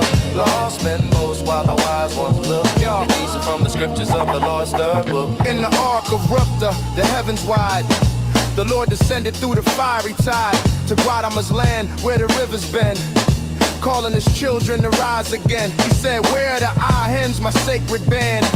The quiet minds who still understand, not the kings in gold, nor the towers tall, but the humble who measure and build for all. They came from the valleys and mountain veins, from the lands of Copper and silver planes, not dressed in jewels nor armored pride, but with clean hands and the truth inside. They built canals where the waters flow, squared the stone where the temples grow. Silent strength, the meek refine, the greatest people the Lord could find. We rise from dust where the strong men fell, reading from the pages where the prophets tell. Lost men boast while the chosen look. We are in, shape the world in the Lord's third book. We rise from dust where the strong men fell, reading from the pages where the prophets tell. Lost men boast while the chosen look. We are in, shape the world in the Lord's third book. The pride grew strong in the Ahorn land. The kings took power with a soldier's hand. Temples rose up of copper and gold, but the hearts of the people were dark and cold. The Ahens warned of the coming test, but the war drums beat in the east and west. The Lord grew weary, his angels fled, and spirits of darkness ruled instead. Then came the Onguis, fierce and bright, born from the unions of day and night. They hunted and fought by the river's line, carving their laws in flesh and time. They learned the fire from the stones they struck, built their nets and spears by luck. Yet even in war, the plan still stood. The Lord would turn it all to good. We rise from dust where the strong men fell, reading from the pages where the prophets tell. Lost men boast while the hunters look. The hungry's left a mark in the Lord's third book. We rise from dust where the strong men fell, reading from the pages where the prophets tell. Lost men boast while the hunters look. The hungry's left a mark in the Lord's third book. A light broke forth where the blood had dried. The Ahen wisdom met the Ongui's pride. From war and hunger, the new race came. The Gans walked forth in Jehovih's name. They learned to plow and how to chisel the stone, and raised up temples with the hands of their own. No idol or master to chain their view. They labored in rhythm, the world made new. Their prophets spoke of the law within, a balance that cleanses the dust of sin. They taught that work was a prayer in time, and peace was the art of the soul refined. They gathered the nations, the fierce and meek, to build one tongue for the truth to speak. They broke their soul chains, and the dark cloud shook and rose enlightened and united in the Lord's third book. We rise from dust where the strong men fell, reading from the pages where the prophets tell. Lost men boast while the faithful look. Gans fulfill the word in the Lord's third book. We rise from dust where the strong men fell, reading from the pages where the prophets tell. Lost men boast while the faithful look. Gans fulfill the word in the Lord's third book.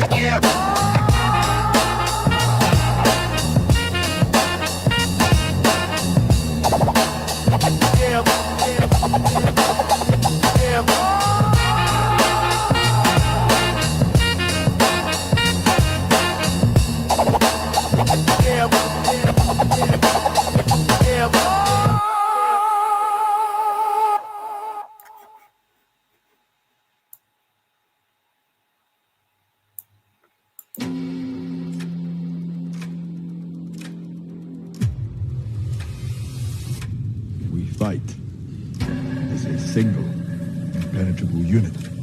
That is the source of our strength.